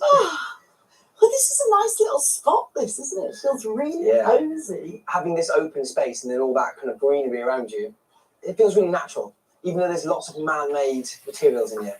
Coming from staff, it might not mean much, but that tabletop is great. Absolutely fantastic. You never know when you take off the side, if you do things like this, what it's going to look like. I don't think you've even ventured down to the I have. I loved it. Teamwork, dreamwork. Should we find out what the what the owners think of what it? they actually think? We might like Yeah, it, but who they knows might what go, they think? Well, it's right, I suppose. I think they'll love it.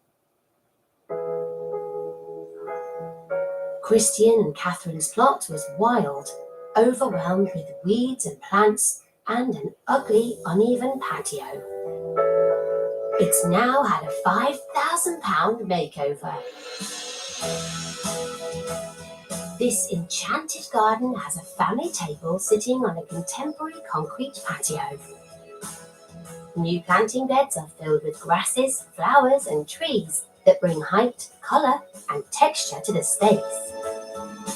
Fragmented tectonic plates along with compacted gravel meander down the garden. It then opens up to a large, fresh expanse of lawn leading to a mini orchard of apple trees. Finally, the wild area at the end is now a child-friendly secret garden with a willow den, a place for Olive to play and explore. We keep walking forward. Christian and Catherine are ready to see their new enchanted garden. I look so nervous. Don't be nervous. We'll feel stiff and underfoot. Oh Yeah. So 3, 2, 1. Open your eyes. Oh my god. Oh my god. Oh wow. Oh it's my beautiful.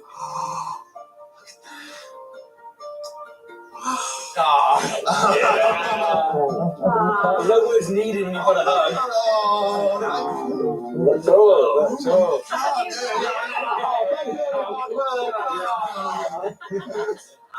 Oh, hugs all round. I think it's a hit. They're fantastic. They're amazing. I love how this gravelly path kind of goes into it, and then they kind of break up. It's amazing. And it looks really modern, but also like it's just kind of sprung out of the garden itself. Like it's amazing. It's amazing. It's beautiful. Nice.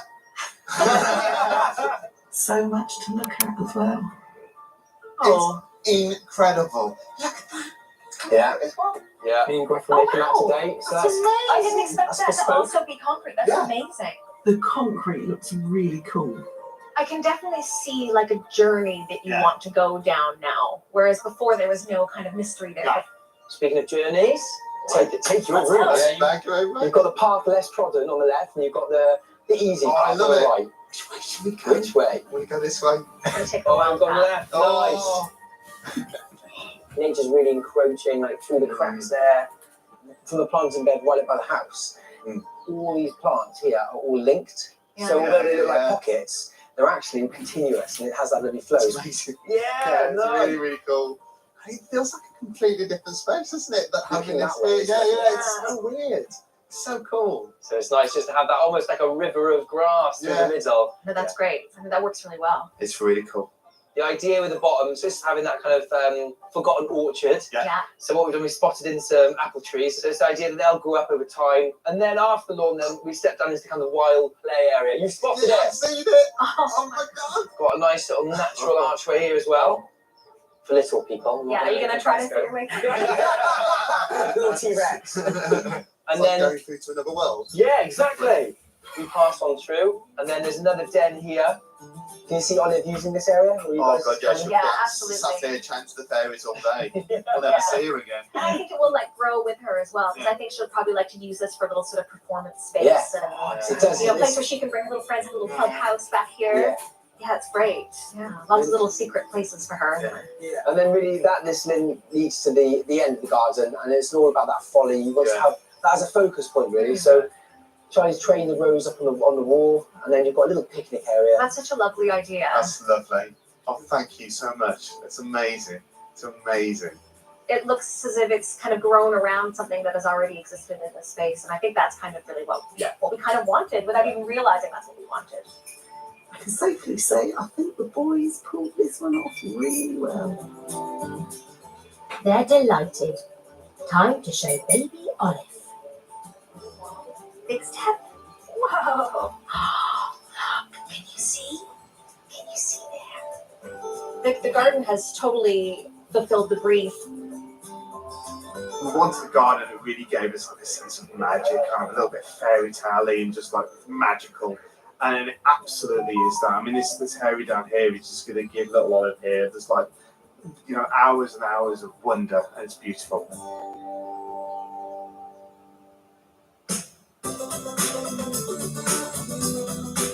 cracking crime caper to liven up your weekend. Christopher Walken and Stephen Merchant in The Outlaws. Watch on iPlayer. And get into the Friday night fun with Paddy McGuinness on BBC One. Tonight, it's A Question of Sport. Best bits at 8.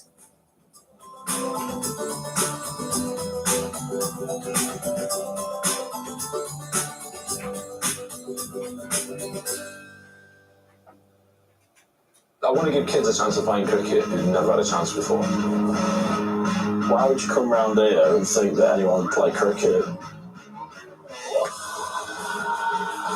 Worst thing that happens, no one turns up. Nice. I think we found a player here. Never seen anyone doing that at Lords. What has he got us wearing? I wonder what I've let myself in for. Freddie Flintoff's Field of Dreams starts Tuesday, 5th of July on BBC One and iPlayer.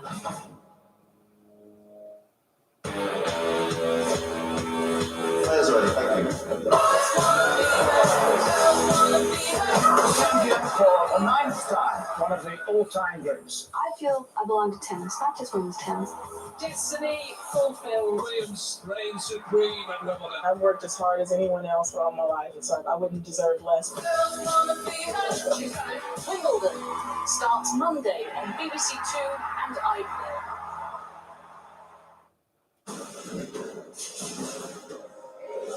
We've one tennis player, 3 imposters tonight on BBC One. It's a brand new This Is My House in West Lothian at 8:30.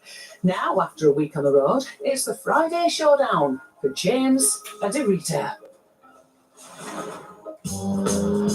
It's the nation's favourite antiques experts. I've got it. Behind the wheel of a classic car. Woo! And a go. Scar Britain for antiques. The aim to make the biggest profit at auction. But it's no mean feat. Doubled up there. There'll be worthy winners challenging £100 and valiant losers. Will it be the high road to glory? Loving it. Or slow road to disaster? This is the Antiques Road Trip. Who writes this stuff? The sun is shining and we're on Britain's back roads once more with dynamic duo Irita Marriott and James Braxton. This is a perfect skinny dipping weather. Oh, it is, isn't it? We should be frolicking around in the sea.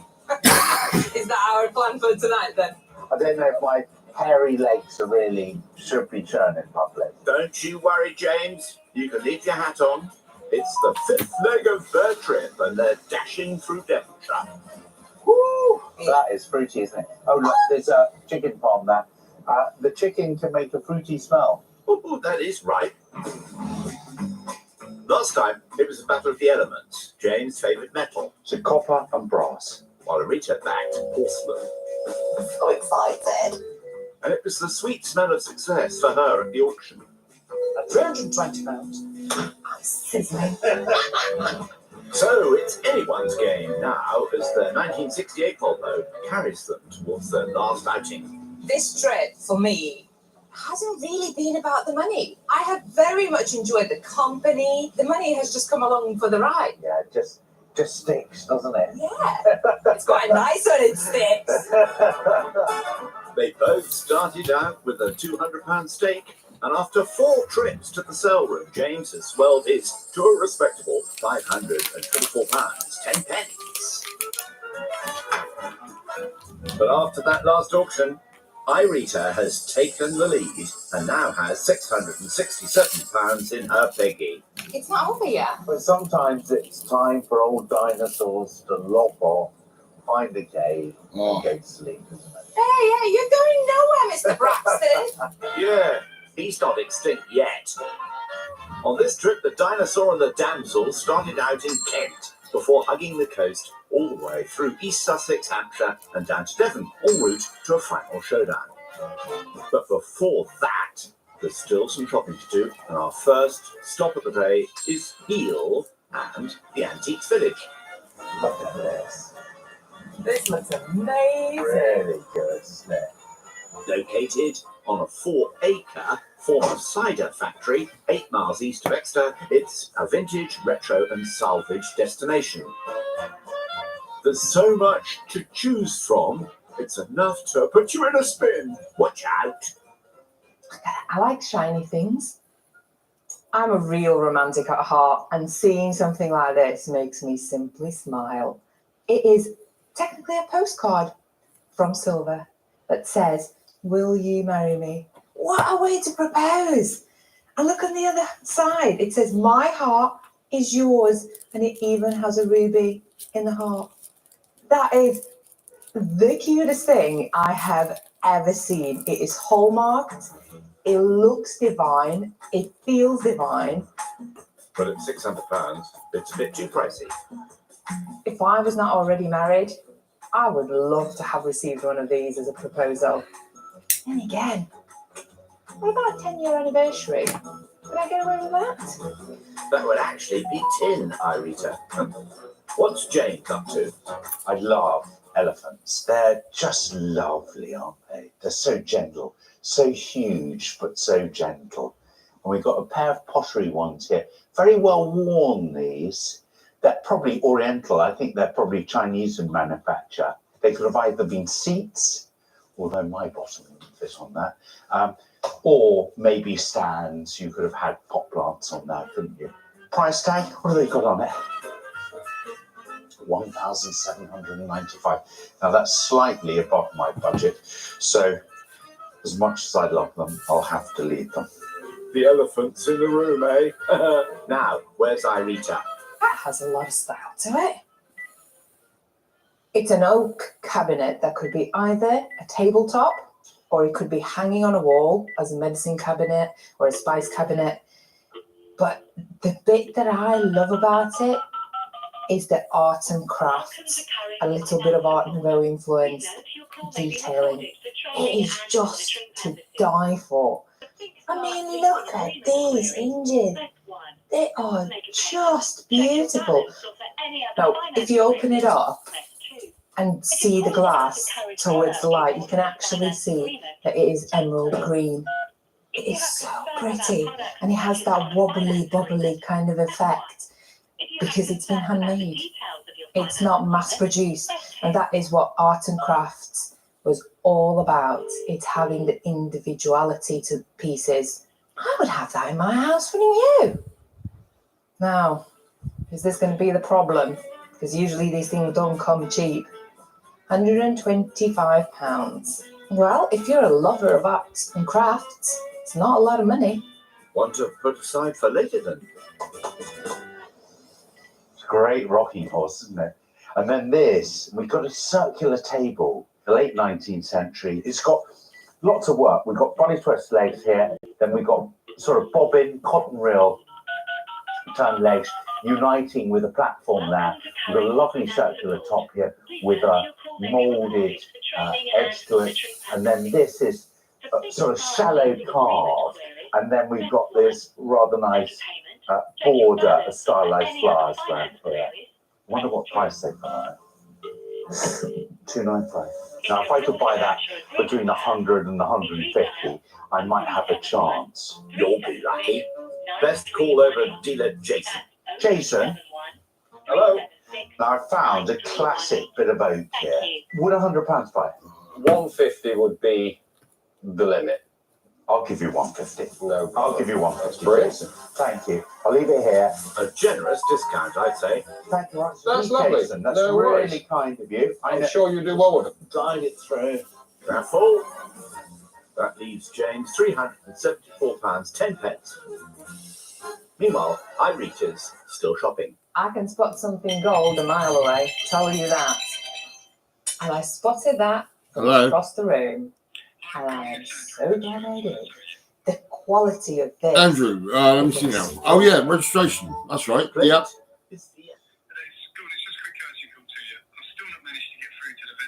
Oh, right. Yeah. Yeah. Yeah, that's great, mate. I actually told you about my situation with mental health and being sectioned. Today, I had a man tap my door and give me a letter. They want me to go back into Malbury Lodge and be sectioned again to have a depot injection. So I've just phoned around and I'm trying to get tablets instead of injections. You know, this is what it's like at the moment. Yeah. B7 GTW, yeah. Act like a child, you know. No, I know. Sorry, mate. Sorry, different issues. Sorry, mate. I am sorry.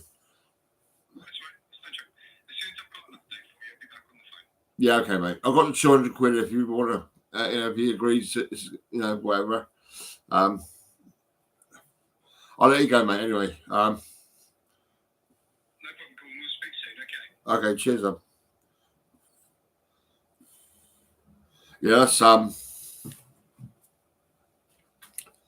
that's private number plate.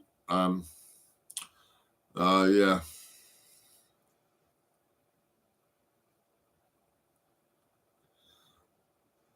I'm not driving now, but I mean, I've got a certificate. Or I'll be getting a certificate.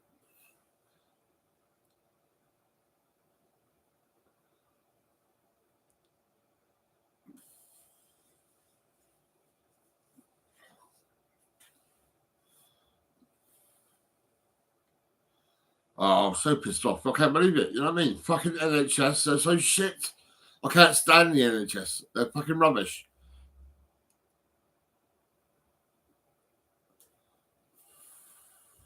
They're control freaks.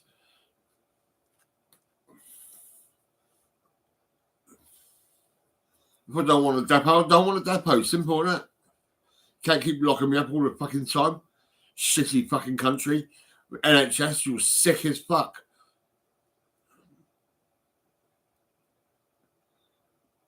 You kill babies. 200 babies fucking killed. Dead by the NHS. NHS done it. They killed the babies. This was a matter of a month ago, maybe 2 months ago.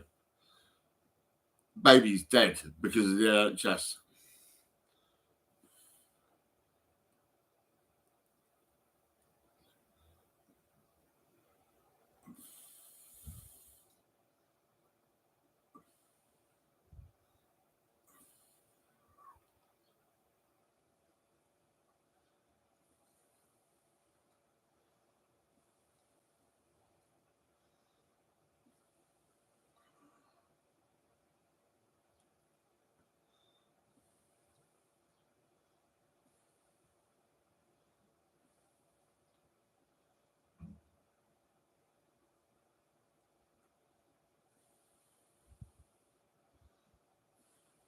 I can't stand the NHS. The NHS are shit. They're so rubbish. Be careful with the NHS. They're dangerous.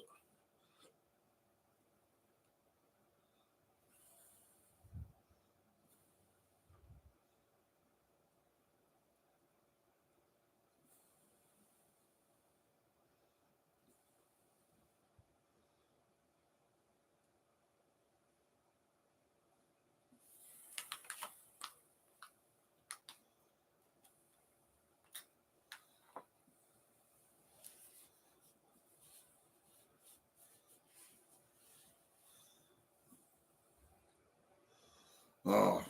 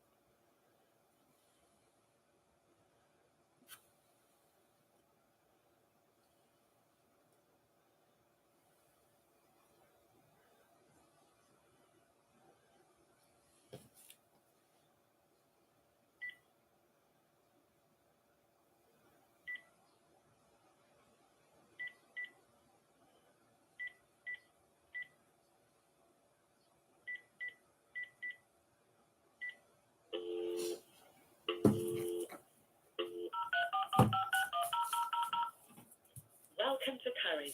To buy something or get advice about a product, please use our Shop Live video call service at currys.co.uk. You won't be able to buy anything on this phone line. For anything else, please hold. For the address and opening hours of your local store, press 1. To buy a product or service, press 2. For faulty products, repairs, technical help, or to report a gas system, you can no longer buy or reserve an item over the phone.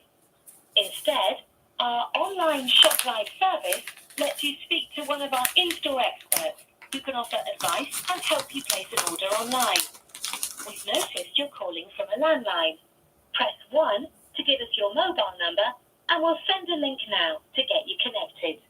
Or you can also visit currys.co.uk and connect directly when viewing a product.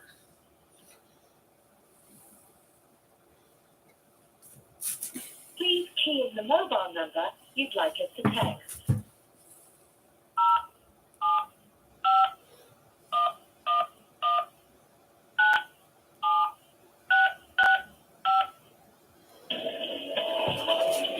Thanks. We're sending a link to your mobile phone now.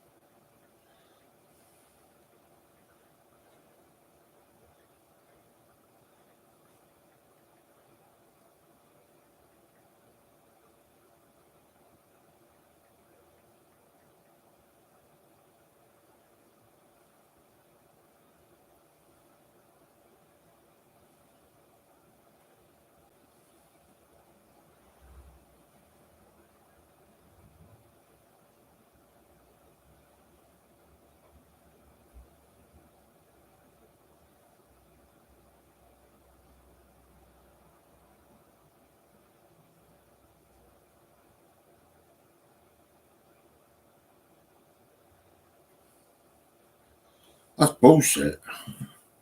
It says, return or exchange. I said, no, I'm actually typing, I want to buy a fucking fridge freezer. It's bullshit. I paid the payments so that I can actually do some more shopping, but then I got declined, and I couldn't believe it. It says I can spend £2,500. I only spent about £300 or £400, and I paid them.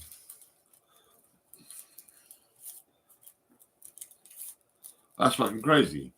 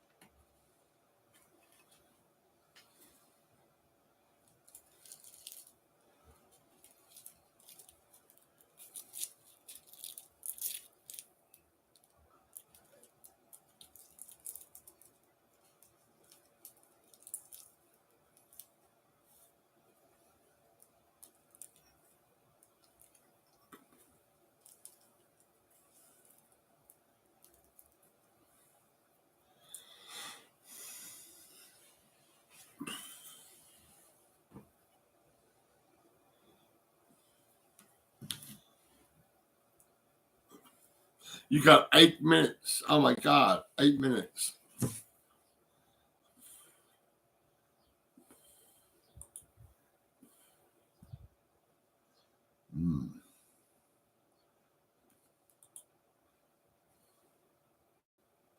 I think I'll get pizza.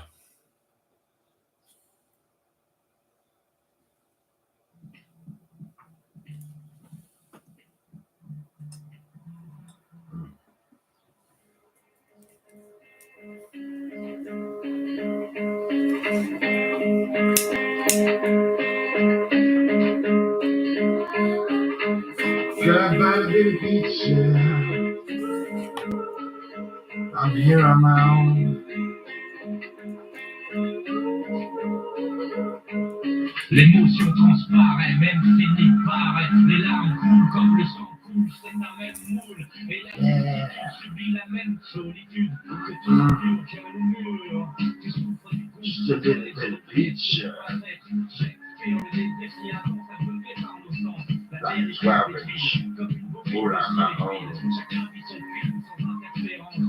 You think I'm going crazy, but I'm home alone. I'm home alone. Yeah, on my own.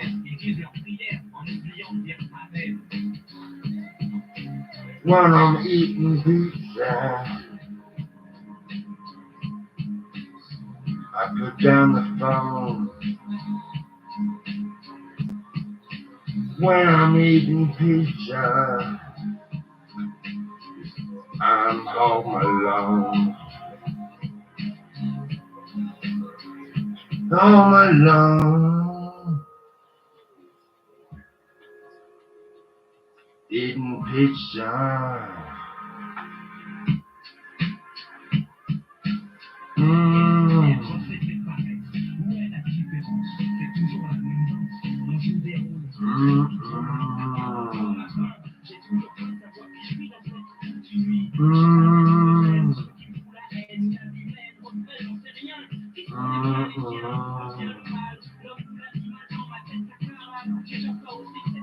Eating pizza on my own. Pizza. The chef won't get on the phone. Pizza. I get it now cause your wife might moan. Get a 12-inch pepperoni.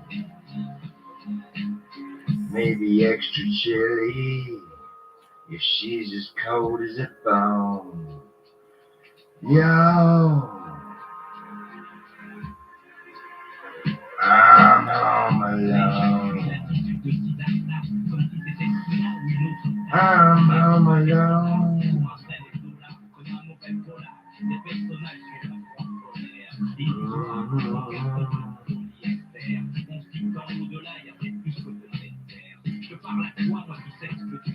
Yeah, eating pizza. Eating pizza. I'm my own. Always on my own. But I don't moan. Cause I do what I want.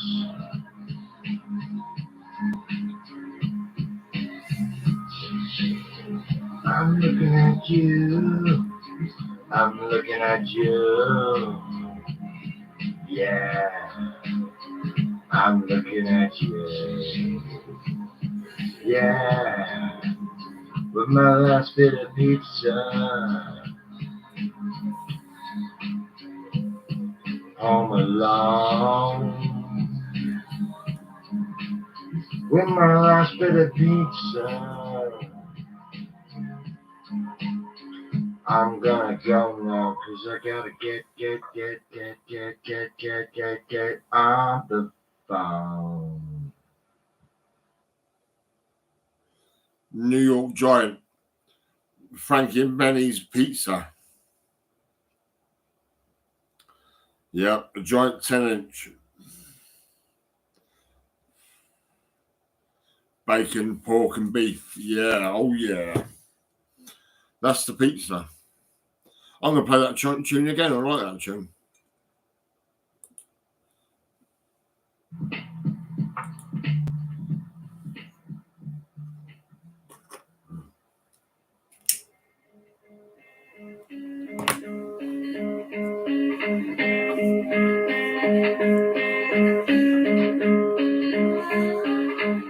Gotta buy a bit of pizza.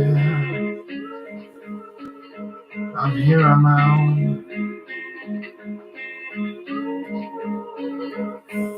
L'émotion transparaît, même s'il n'y paraît. Les larmes coulent comme le sang coule, c'est un même moule. Et la multitude subit la même solitude. C'est toujours dur qu'un mur. Tu souffres du coup, Just a little bit of pizza. Like 12-inch. All on my own.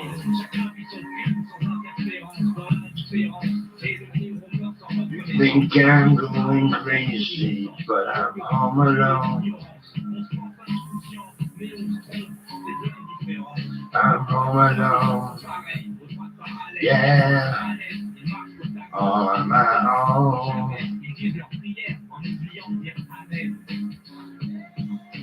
When I'm eating pizza,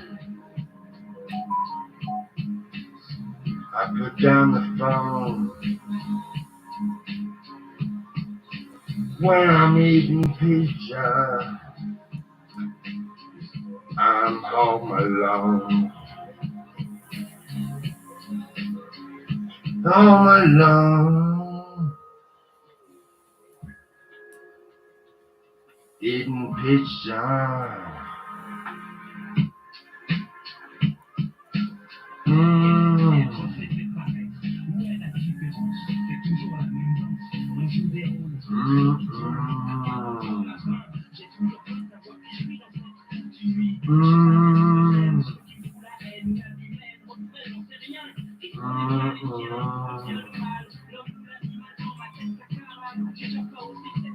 Eating pizza on my own. Pizza. Get yourself one. Get on the phone. Pizza. I get it now cause your wife might moan. Get a 12-inch pepperoni.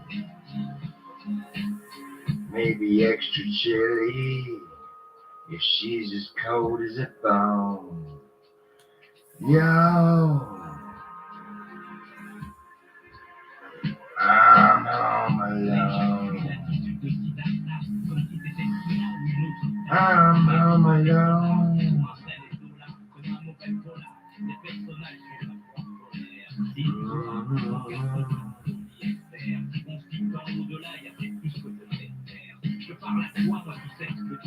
Yeah, eating pizza.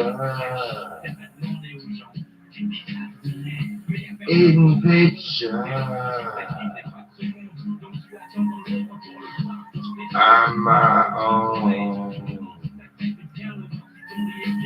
Always on my own. But I don't know. Cause I do what I want.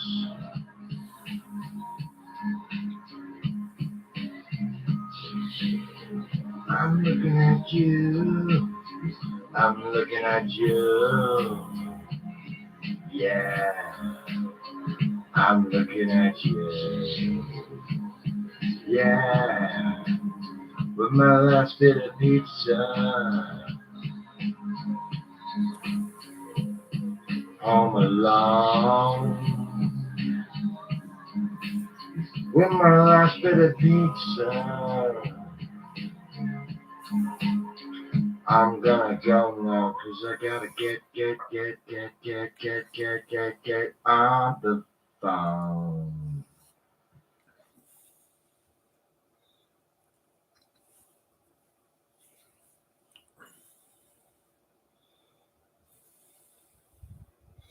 Oh yeah.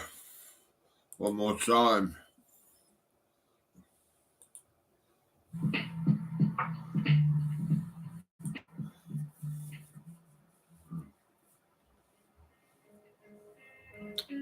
Come on, pizza.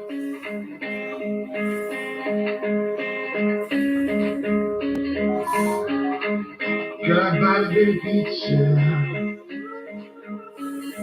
I'm here on my own. L'émotion transparaît, même finit par les larmes coulent comme le sang coule, c'est un même moule. Et la solitude subit la même solitude que tu n'as qu'un mur. Tu souffres du goût, Just a little bit of pizza.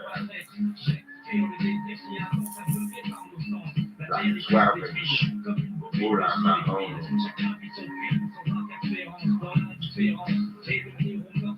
You think I'm going crazy, but I'm home alone. I'm home alone. Yeah, on my own.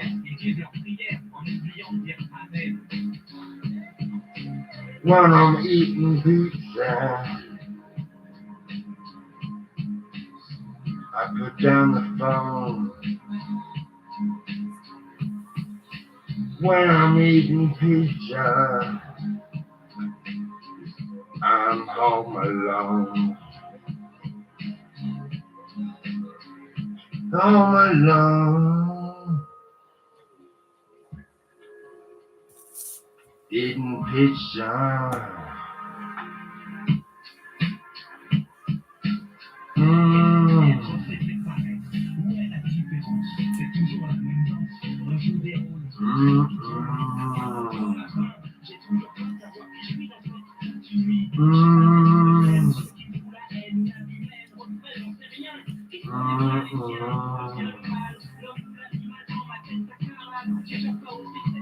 Eating pizza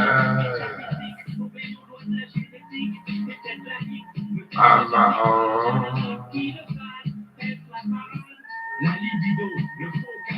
Pizza. Get yourself one. Get on the phone. Pizza. I get it now 'cause your wife might moan. Get a 12-inch pepperoni. Maybe extra chili if she's as cold as a bone. Yo, I'm home alone. I'm home alone.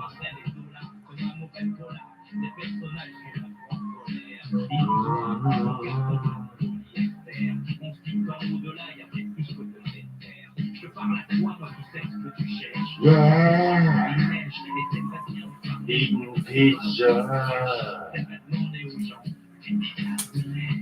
Eating pizza. On my own. Always on my own. But I don't know. 'Cause I do what I want.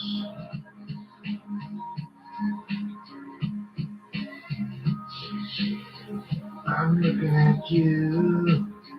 I'm looking at you. Yeah, I'm looking at you. Yeah, with my last bit of pizza. home alone with my last bit of pizza. I'm gonna go now, 'cause I gotta get on the phone.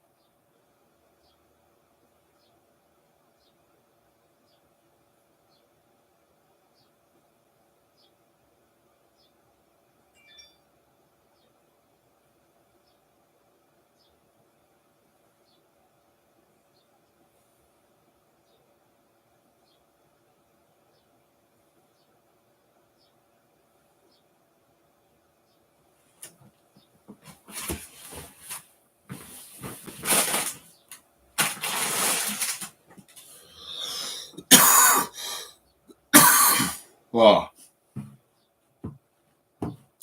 1 minute and I'll be eating pizza. Oh, yeah.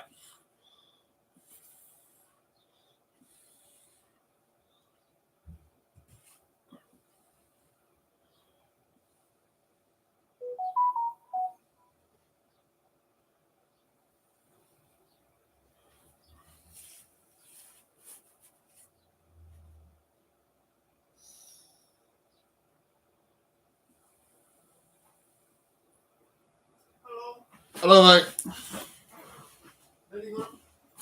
Pizza. Yes. Lovely. That's great. Thank you, mate. Okay. Cheers, then.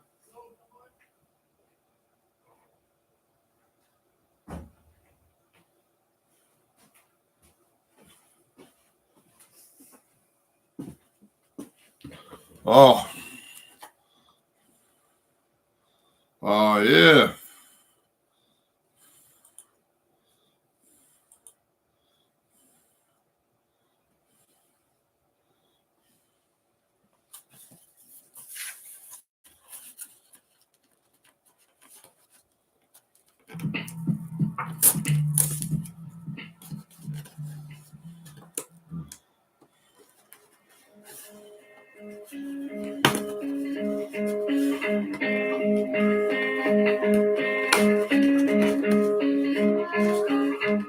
Goodbye, big picture.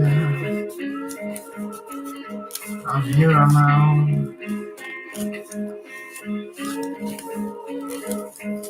L'émotion transparaît, même si n'y paraît. Les larmes coulent comme le sang coule, c'est un même moule. Et la solitude subit la même solitude. C'est toujours dur qu'un mur. Just a little picture. Like garbage. All on my own.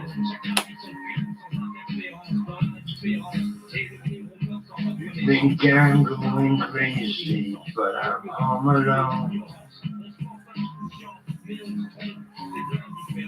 I'm home alone.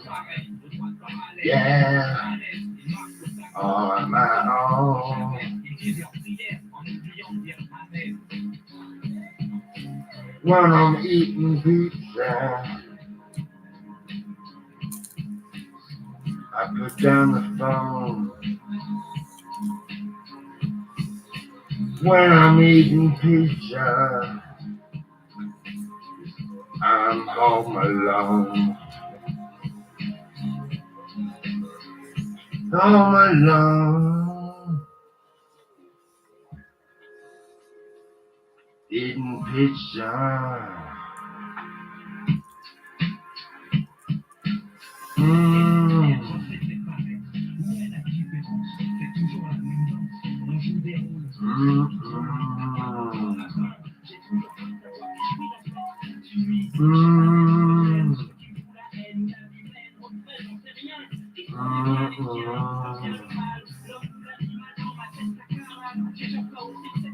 Eating pizza. On my own.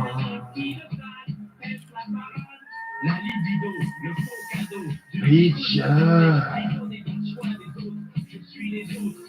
The chef won't get on the phone. Pizza. I get it now cause your wife might moan. Get a 12-inch pepperoni. Maybe extra chili. If she's as cold as a bone. Yo,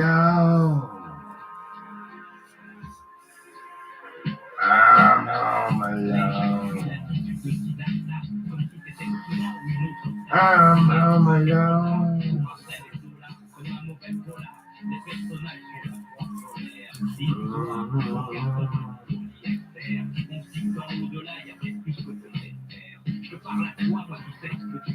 Yeah, eating pizza.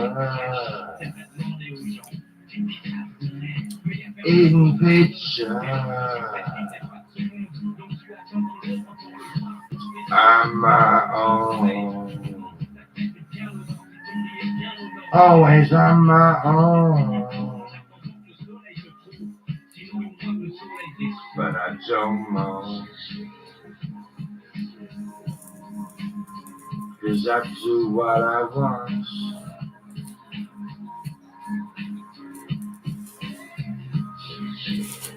I'm looking at you. I'm looking at you. Yeah. I'm looking at you. Yeah. With my last bit of pizza. Home alone. With my last bit of pizza. I'm gonna go now, 'cause I gotta get on the phone.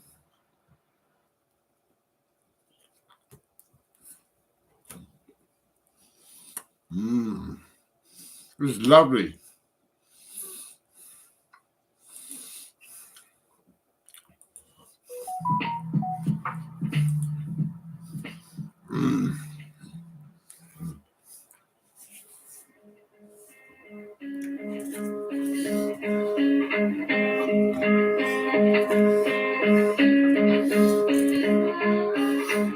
Gotta buy a big pizza.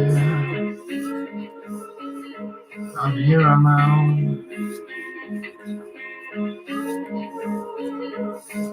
L'émotion transparaît, même finit par les larmes coulent comme le sang coule, c'est un même moule. Et la multitude subit la même solitude que tout mur qu'un mur. Tu souffres du coup, Just a little bit of pizza. Like 12 inch. All on my own.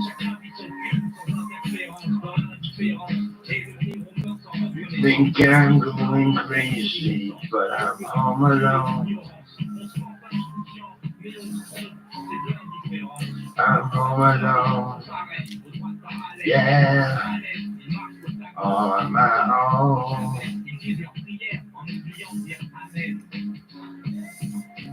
When I'm eating pizza, I put down the phone. When I'm eating pizza, I'm home alone. Home alone. Eating pizza.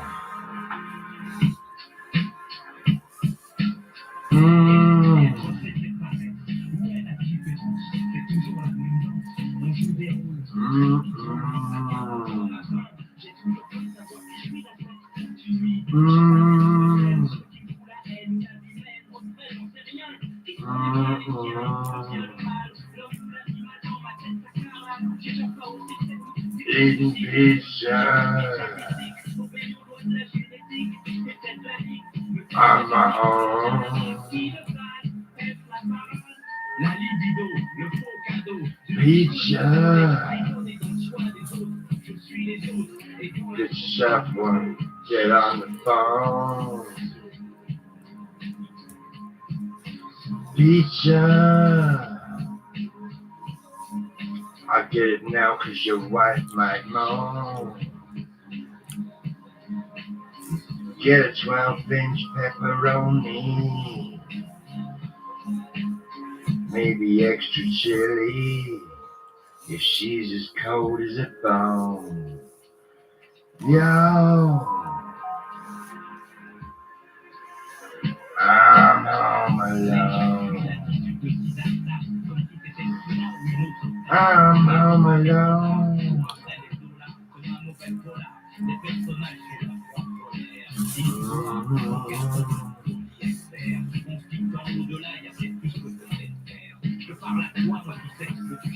Yeah. Eating pizza. Eating pizza.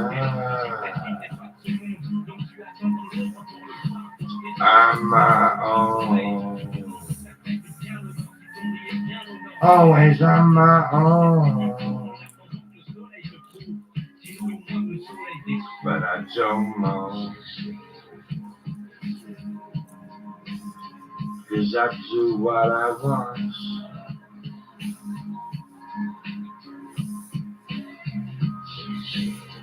I'm looking at you, I'm looking at you, yeah, I'm looking at you, yeah, with my last bit of pizza, home alone, with my last bit of pizza. I'm gonna go now, 'cause I gotta get on the phone.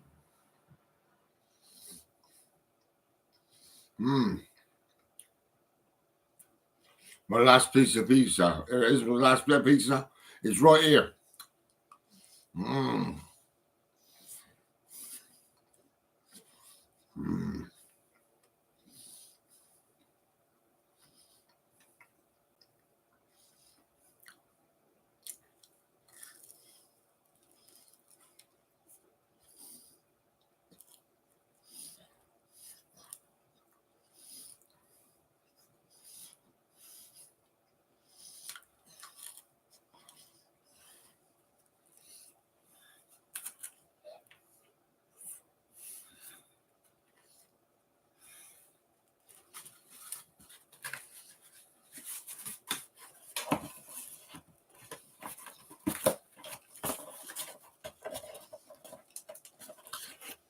Mm-hmm. See ya.